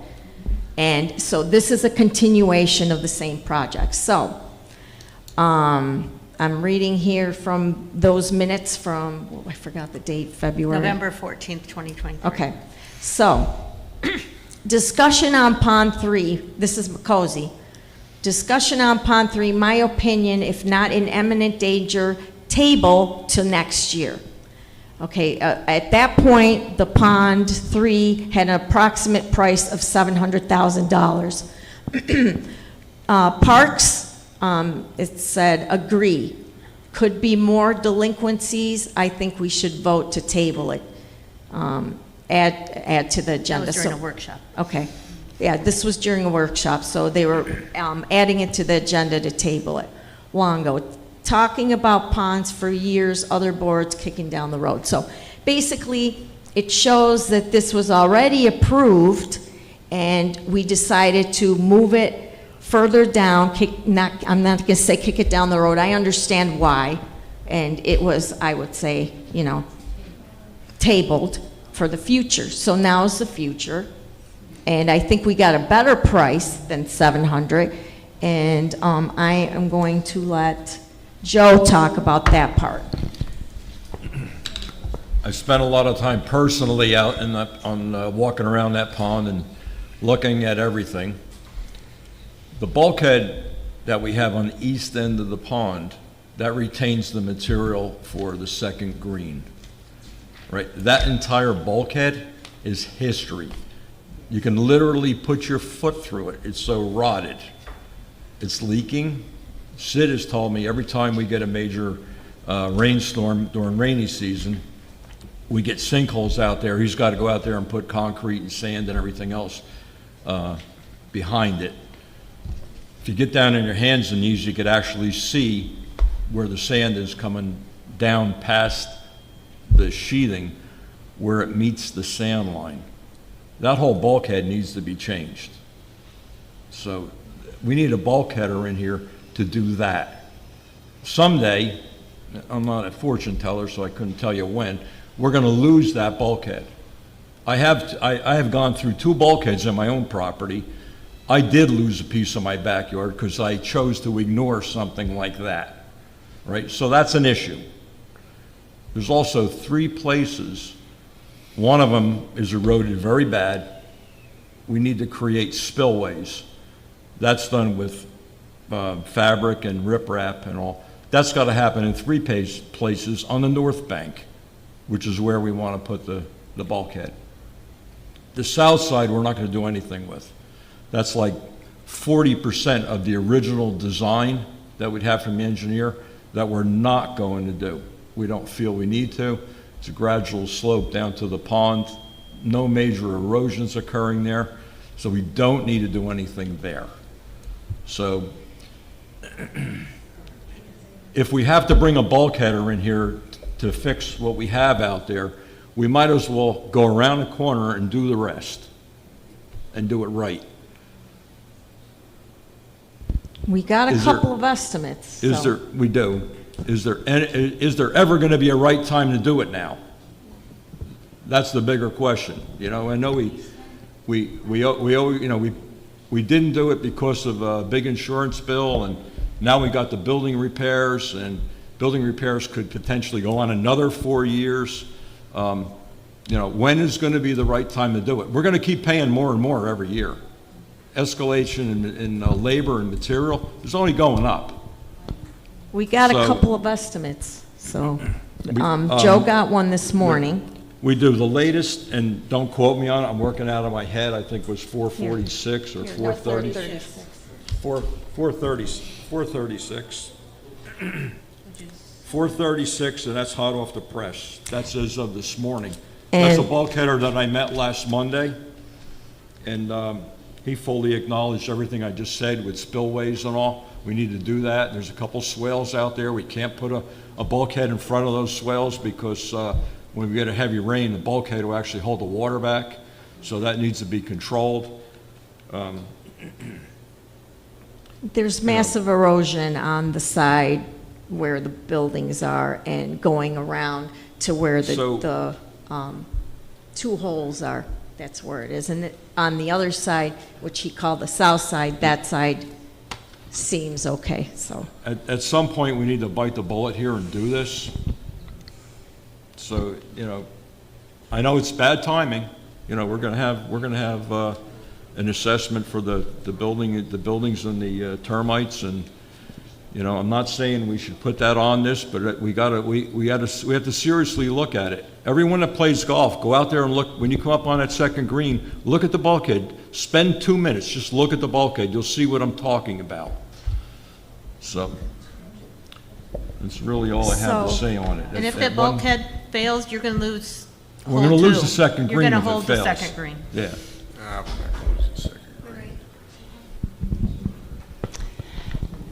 I was on the board when we made the 5-year plan, that we were going to do a pond a year and get it done. And that was at least since 2017, if not earlier. I think you mentioned 2014? Yeah, because I'm the one that brought up the ponds, that we needed to address them, because Jim Hensel had brought up Pond 5 several years before that. And it took us, and Pond 5 had to be done because it was dry all summer long. There was no choice, you had to do something, but it was delayed. We did vote on the 5-year plan. And I feel, I want to thank this board because they have done a lot of research, because I don't remember, and I was on the board, as to what was actually done. But it is time. We are homeowners here. It's time for us to maintain our property. I know it's going to be a chunk of money, but you know what? It is what it is. And we need to protect our property, and we cannot delay the pond any further. It needs to be done now. I don't think it does.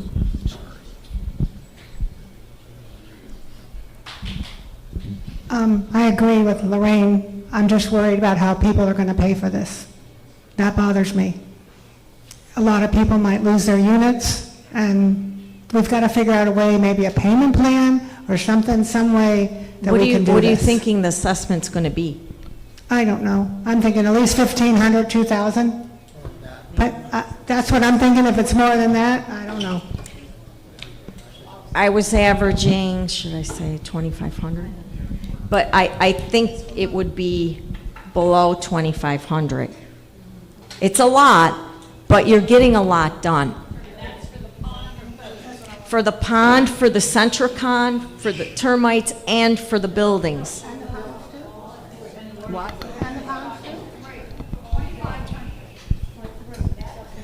Okay, let me ask you a question. What are you saying about the price of the pond? What was the price of the pond? 436,000. Okay. That's with all contingencies and everything, right? I believe so. Is that including all the sod and everything that's going to go around? No, it's no landscaping. you're looking at about No 500,000. landscaping. No land. Yeah, you're that's looking the- at about that's the over cost. 500,000 then. Probably. I mean, you're saying the pond, but there's a lot If more you- expense than and- just the pond. And you're correct. If you want to throw landscaping on there, you're looking at another Yeah. 50, That's what I'm another saying. Well, you 50 gotta throw grand. landscaping. You can't Yes. have dirt there. You're So, 100 so that's not even included in that price, okay? Not the Well, my landscape. question is, if that is so bad over there, and since we have all these expenses coming up right now with the buildings, I mean, you're looking at, just for the buildings alone, for the first 10, it's gonna be about $1,500 assessment, okay? Just for the buildings, okay? Yes. You throw in another $4,000 or $5,000, $100,000 for the bond, I mean, you're almost Another doubling 1,000. that. Yep. plus you're doing the termite stuff all at the same time. The Is there termite any way- stuff's okay. part of it.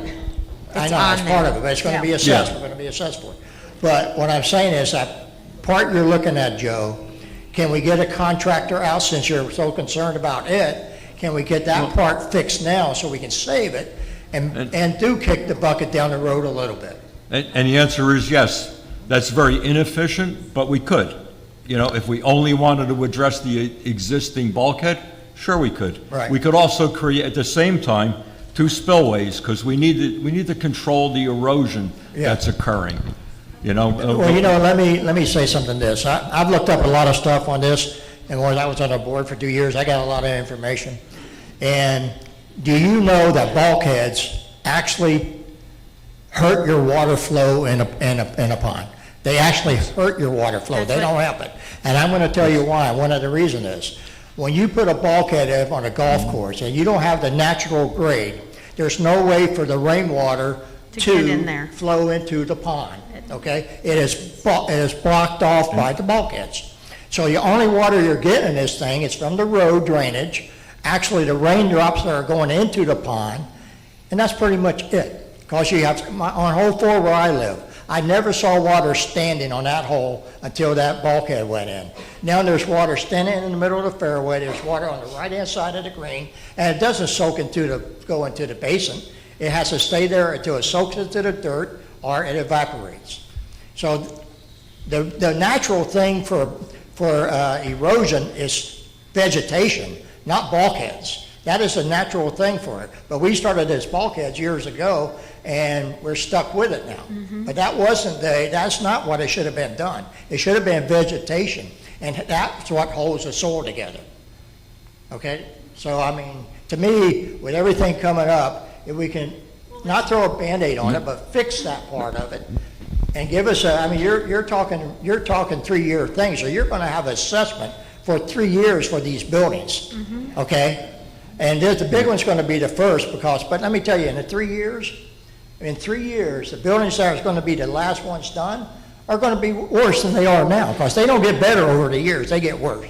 Yeah. So you're gonna look at another big price tag on the last what, you're gonna do 3-year plan, I don't know, 10 or 12, 15 buildings, is gonna probably be pretty close to what you're paying now.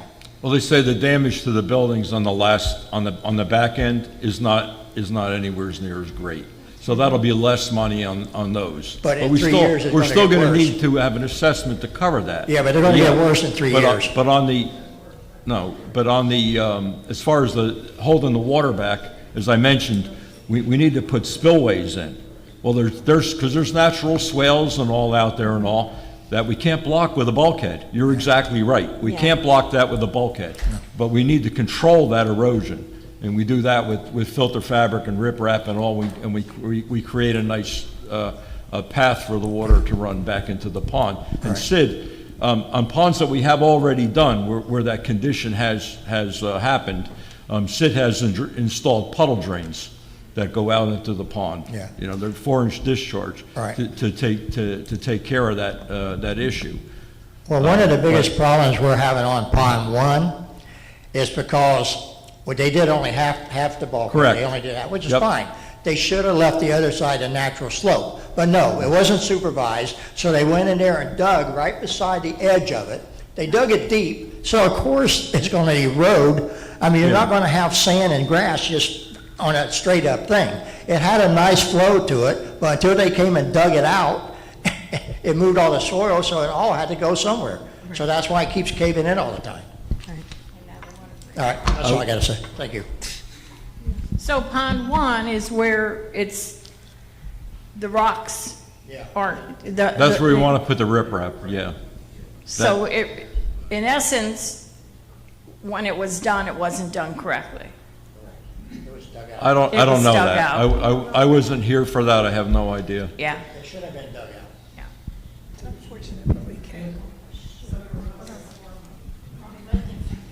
Bob Stover, 40E. Obviously, my concern is the one end of Pond 3. My building has sunk once before. The erosion is continuing. Something definitely has to be done, in my opinion, as soon as possible. when you look at the, as like a retention basin, when you look at Pond 3, it's getting like it has no more sides. It's just coming down further and further and further. And there's like plumbing that doesn't look like it's working right, because it's interlocking, right, and it's interlocking with other ponds or other retention basins. If you ever get a hurricane or anything like that, that one's not gonna work right, and it's not gonna retain anything, because the further down you go, the lower the walls get. There's no walls. It's a retention basin. Retention basins, the reason they have walls is because they're supposed to keep flooding at bay. So. And when you talk about the ponds, on Frank Swiderski 48B, if you're going to talk about ponds, I can tell you what pond goes to where the water goes to, where sub pumps are, and everything that goes to the river. And when you talk about a hurricane, I used to tell Chris, when we get the storm coming in, drain the retention ponds, because once that river fills, makes no difference. You're going to get an overflow. Right. But it'll take quite a bit, because the angle of the dirt and the retention walls, you got to come up 6 feet high before it gets into your lanai, Right. okay? That's the one. What I'm mainly concerned about is this big assessment. That's fine, it's a necessity. But I feel what's going to happen, people are going to walk out and we're going to lose our HOA funds like we did many years ago, and we had to be assessed. And we lost over $300,000. And I remember working with McCosey and the board with apartments, paying them to rent them out just to cover our HOAs. I'm afraid the same thing may happen again, so keep that thought in mind. Because that could be a bigger problem than worrying about what we have to get done. Thank you. Thank you. If we always worried about this, how are we ever going to get anything done? I mean, I can worry about this all the time, and I do worry. I don't want to do this. It's not something any of us want to do. Jim Hensel, 12J. I want to address several things. One that was mentioned several times, there are a lot of people here living on Social Security. The estimated 700,000, was it, for the buildings? That's going to be about a $1,200 assessment right there. Another 700 for the pond, it's another 1,200,000, or 1,200. It's going to be near $3,000. Some of the people here can't afford that. They're on Social Security. And I've heard that, well, if you can't afford to live here, maybe you ought to leave. But that's not a very good suggestion. I think we have to hold down the expenses a little bit. I believe, like Chuck does, maybe fix the part that needs fixed. Leave the rest go for a little while. And let me address one other thing. You said what the attorney said, that it's maintenance. That may be true. And if you look at the law, and it depends how you ask the attorney. You know, attorneys are trained to look at both sides of every question. So what matters is how you ask the attorney. The law says that our documents govern. That means our documents come first. You read the documents, then you read the law. And I can quote the 718 that says that if you wish me to. Our association documents do cover that. They talk about the association's right to alter and improve. They say that you can do that. But they also say accept. And that's the $51,000 for improvements or alterations. If you put bulkheads the rest of the way where there aren't any existing now, that's an improvement and that's an alteration, both. It is not, because it's a maintenance. There are other ways of doing that. Wait. That mesh, you can plant grass. We talked about when I was on the... How does plant grass help the erosion? There's grass there now. There's water plants that survive in water and on dry land in Florida. We talked about doing that about the time I got off the board, but the pond maintenance did start while I was on the board. Lorraine was right. We saw the need to do that then. But the other thing, I think the $51,000, it is an improvement, it is an alteration, and there No. are other ways of doing it. It doesn't have to be bulkheaded, and it doesn't have to be bulkheaded right now. Okay, what about the precedent that you set, that was set with them doing every single pond with the bulkhead? Because they're not really ponds, they're retention basins. You can't retain water if you don't have a wall. If your wall is down to this long, how are you going to retain any water? It's a retention basin, not a pond. It's not a beautiful pond where we're going to put just a few aquatic plants. It's still going to erode. There's a reason why you put and then you've done it pond after pond. I'm going to call them pond. Pond after pond after pond, you've put the bulkhead in because that's what you needed. And they all cost more than $51,000. And they were all, and none of them went to vote. Not one. Because they were all considered maintenance because for flooding, and I mentioned what they were before, the reasons. But Hold on. the size of the ponds, drainage ditches, if you wish, you called it right the first time, like pond number 1 out here. The bank on that pond was made too steep. It shouldn't be more than about a 45% angle. That angle on that pond out there where it was dug is more like a 60-degree bank. It's going to erode. And the retention pond can have a 45-degree bank and never erode. Oh, I talked about one more thing, what Bob said about the building down there. If you walk between those buildings, you look down where the riprap is, you'll see about a 18-inch pipe. The reason that Bob's building cracked is when they placed that pipe, they dug down 6 feet. There's no proof of that. They said it was just, Wait, I have experience doing that because I worked as an engineer. And doing what was your underground- engineering specialty, Underground conduit and underground manholes in Miami Beach where they have fluid sand. The proper way to go 6 feet deep beside a building like that where you know there's sand is to bulkhead it. They didn't do it. They let the sand flow out from under the building into the trench. so you're saying we need bulkhead there now? No. You just said it. You just said the proper way was to bulkhead it.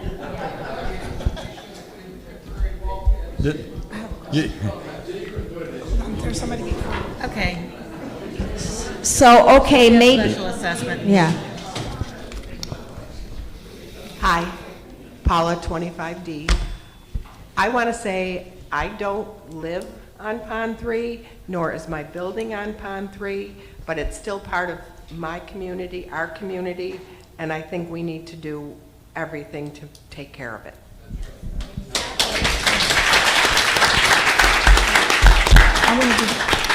I have a question on that. How much will you save if you do that part of the bulkheading? They're saying to do that part first that is going bad and not the other. What are we talking about? What is the savings? I don't know if you can piecemeal it like that. Oh, no, we could. You can? And the answer is maybe a third of what it's going to take, because it's so inefficient for a contractor to mobilize to do that one piece, that he could just keep going and do the whole pond. That's why I say it's inefficient to And do that. a lot of times it costs more. If we're going to bring a bulkheader in, we should let them do the whole thing. Right. You know, you should let them go around a corner, do the whole thing. And this could cost us, if we only do part of it, then a year from now, it could cost us $400,000 to do the rest of it. I mean, we do, Well, the costs of all these things just keep escalating. Okay, let me, Chuck Parks, 45D again. If I remember when I was on that board, we got prices from Sunshine, and the first price that they came in was $337,000. Why was the He big change? changed it to 500,000. Yeah. we just got it this morning. Barge had a 500,000. He changed it to 500,000 and he wants a contingency on top of That's it. Sunshine? Yes, So he went up He went up- 170-something yes. thousand overnight? overnight, yes. Okay, another thing. Over the past, since October. Yeah, well, another thing is, going back to what Jim was talking about, building 40. You had an engineer here, and the engineer sat right there and said, of course it wasn't video, that meeting wasn't video, but he sat right there and said, the cost of that building was 95% of the pipe they put in. They put that pipe in and they put it in wrong. They did not get a permit, they didn't compact it, they didn't do anything. It was put in wrong, and he sat right there and said that in the meeting. And it's in the minutes, it's in the minutes. If you read the minutes, his comment is in the minutes. So I'm just, that's where Jim's coming from. and- The bulkhead, no, you don't put a bulkhead. Okay, he did say it was, that you need a bulkhead and whatever, so the piping's wrong. So if the The piping's bulk- wrong, it needs to be fixed. No, listen, Whatever listen. it is, I know, okay, Sabrina, no, you let's don't know what a forget bulk- about that, you don't know but what it he's needs talking to about, a get bulkhead. fixed. The bulkhead he's talking about is put in to keep the soil. To stabilize the building. Stabilize the building. Correct. While they're putting the pipe in. He's not talking about putting a bulkhead in, but no. you don't know that, okay? Because you're not an engineer, you're not in construction. That's what he's talking about. You put a bulkhead in to keep the sand from flowing into the big hole you're digging. And if you don't do that, then the sand flows into the big Correct. hole you're digging. Correct. Okay? Thanks. Yeah. No one is saying that, that the pond is affecting a building as it sits right now. You're correct. Everything you're saying, Chuck, is correct. That wasn't done, from what I understand. Again, I wasn't here for any of that, so I don't know. But yeah, that's how you would typically dig alongside of a building. You have to stabilize the bank with sheet pile. That's how you do it, which is a form of bulkhead. Yes. Mm-hmm. It wasn't good. Okay, Lorraine Danielle again. Yes, I mean, it's going to be a big assessment for a lot of people. And yes, there are some that probably are living on Social Security, and it's going to be tough for them. Maybe some arrangements can be made for them. However, no matter where you live, you have to maintain your property. This is our home, and it's our job to maintain and repair anything that's gone wrong. And I think it's time that we start doing it. We have been postponing. So we have all the buildings to take care of. So we now are looking at 3 years of assessments. So come on, start planning, set a budget, put a little money aside. You know it's coming. For those that are hurting, maybe they can contact the board or the manager and then come up with some kind of plan. Another thing, if I didn't have the money, I don't have much money, but I have children that would be right there saying, Mom, what do you need? We will help. Any family member, I'm thinking, would do the same if their parents were unable to come up with it. It is time that we get the work done that needs to be done and not postpone it any longer. And let's do it right.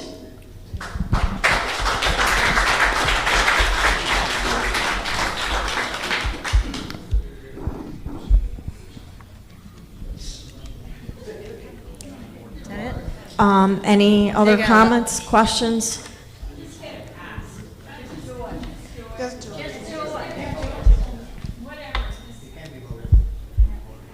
We can't vote on it now, but as soon as we get all our figures tight, we'll have a special meeting and we'll figure it out, but I gave you an idea of where the prices are gonna lie.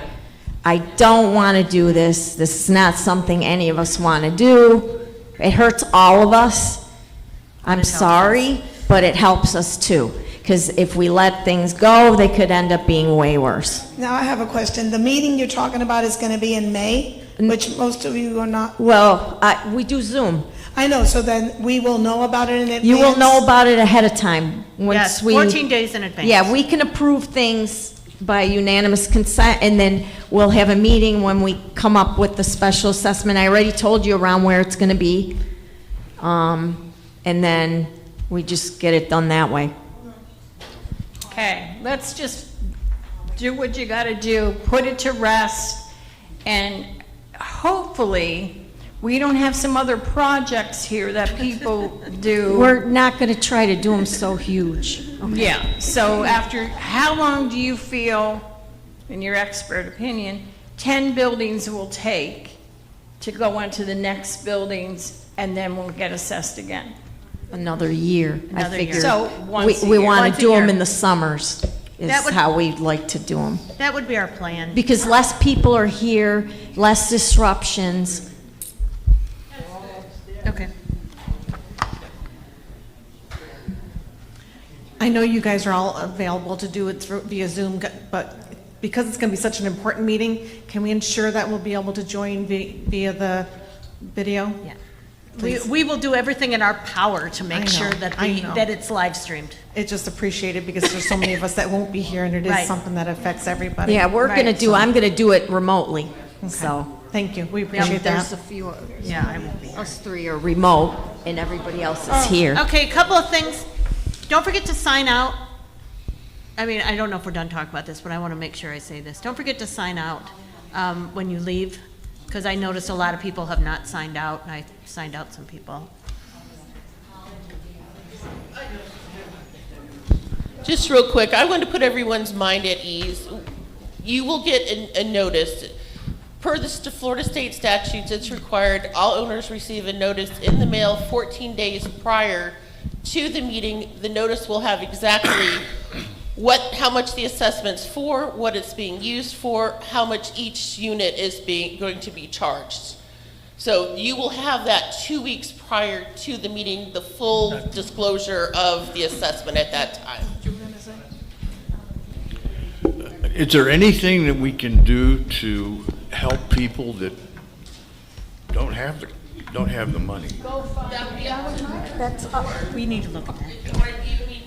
We will, that, for That'll be in the the few special people that really need help, we'll work with them. Hello again.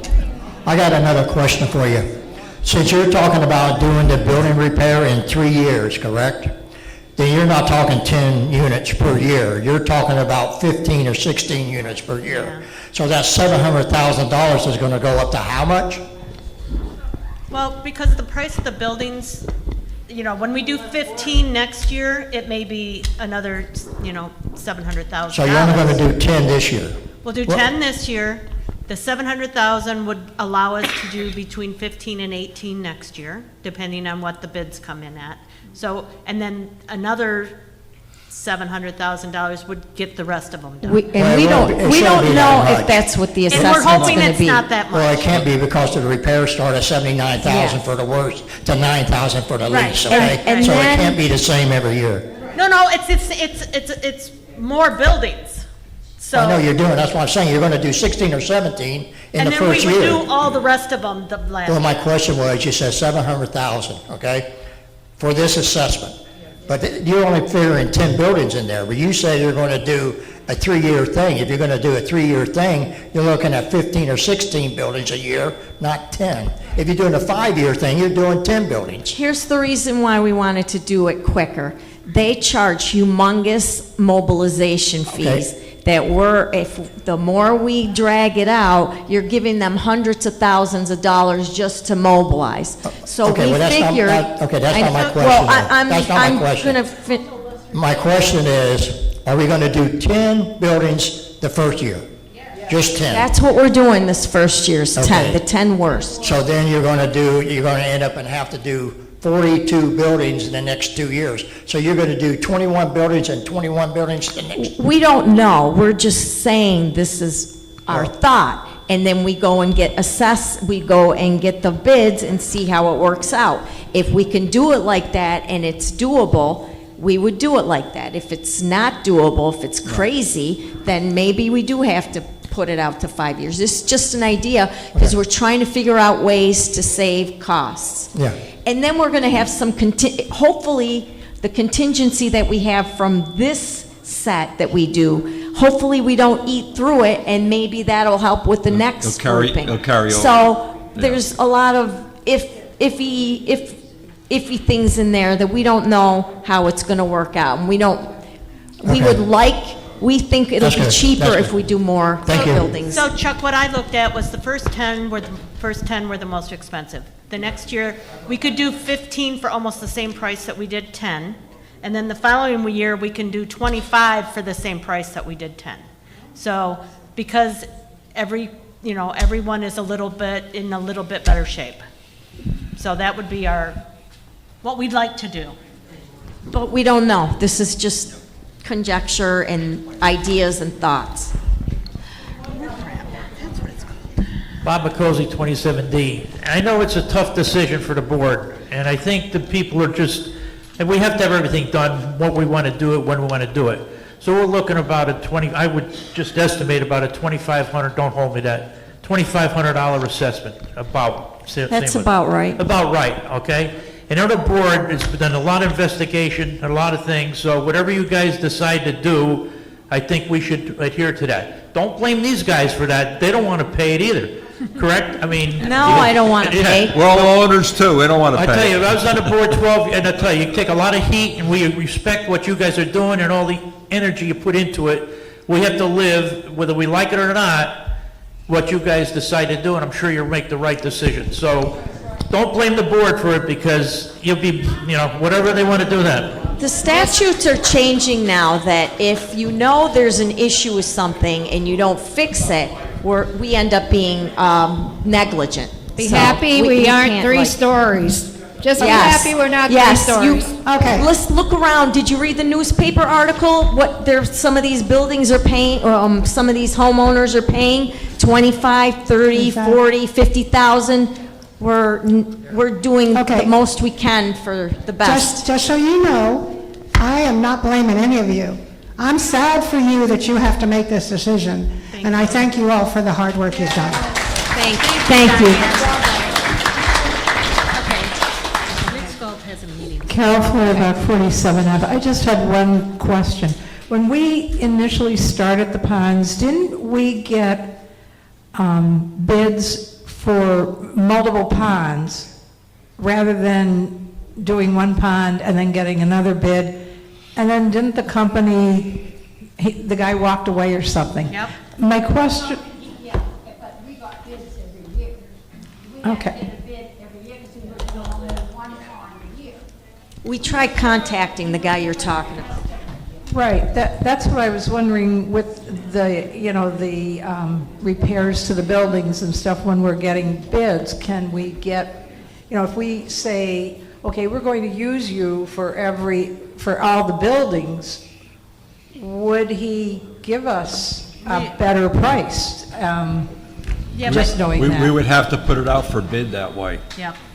So, That's what I which is- mean, yeah, that is how you save money, by the way. That's what I mean. Now, You know, could you by consider doing this- doing that, or is that not a possibility, Joe? Once we get through this one, we're gonna be Doing it again. looking in, but we'll be looking into all of that also. Okay. Are we ready to end this on a high note? Ready to end this on a high note? Let Steve chat, and then Steve Smith, 27A, one of those buildings. Carol, to answer your question, and I've been involved in this since the very beginning, and we asked those people that, can you guys do this for 5 years, or can 3 years, or whatever? And the answer came back, it was always the same from all the people we talked to, is because of costs and things they don't know about getting more expensive over time, they will give you a bid, your bid's good for 30 to 90 days, and then they will complete that within the time frame that it takes from completion, and they want to rebid again. So the answer is, yeah, you can ask them, and we did, and their answer was no. Somebody else said? okay. Couple more questions, and then we're going to try to close out the meeting. Thanks, Steve, for that. That's what I was going to tell Carol. The only way that you save money, you can do it, if you went ahead and signed a contract for it and do all 52 buildings at one time. And we can't do that. It's too much money. That's the only way. And that's why we didn't You do could it get that the way. set price, because Right. material goes up every month. And with all this new stuff going on, who knows how much this stuff is gonna go. And labor's killing us. Yeah, but thank you. Neil, sir, last question. Right here. I don't know. Who is this? I have no idea. Hi, Joyce Wasser Haley, 24D. I was just wondering, is there a way to pay with credit card?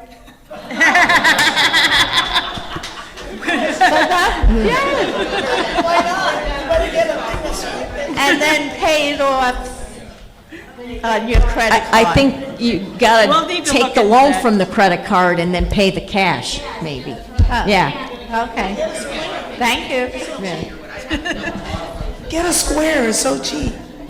Get a what? The app, Square, you can pay for it. Okay. Venmo me. Okay, we ready? Okay, Dick wanted to make a comment? Did you want to make, okay. Well, if we're ready to end this, it's been hard. We for- are. Hard for you, us, and hard for everybody else. Yeah, it was a hard meeting. We I'm would sorry. like to end this on an up note, and this is kind of coming from mixed golf. But since Sabrina brought this up, I'm going to defer to her, yeah, and that's she's going to talk about this. Okay, so, some of our employees would like to golf. And, Wes had came to me, and then I asked Dick to go ask Mixed Golf, how would they feel about, if the employees were allowed to golf. So, and they were good with it. So what we're doing is, all our employees, when they're not on the clock, they can go golf. They have to abide by all our rules, wear the right attire, sign up the way we sign up. If they have a guest, they pay for the guest, they get to golf for free. But from this point on, we are gonna allow our employees to golf on their off time. Yeah. Thank you, Dick, for that. No. Nope. No, it doesn't cost anything. It'll no. go on the personnel booklet. Yeah, it's gonna go in the person, it's a freebie. It's a freebie. Benny to them, and a free to us. Yeah. Oh, we'll give How are they gonna get a badge? We can get them a badge. We can give them a badge if they need a badge. They said, so, we'll give them a badge. What? Yes, stay off the ponds, everything we gotta do, they have to do, so. Okay. So the next time we have a meeting will be, you'll find out about it, it'll be a special meeting, and then in the summer sometime, you'll know ahead of time, we'll set up, because we have to have quarterly meetings, we'll set up the regular workshop meetings. So for now, you guys, those are traveling home, have a safe trip, and Sign out. sign out, and goodbye, thank you, I adjourn the meeting.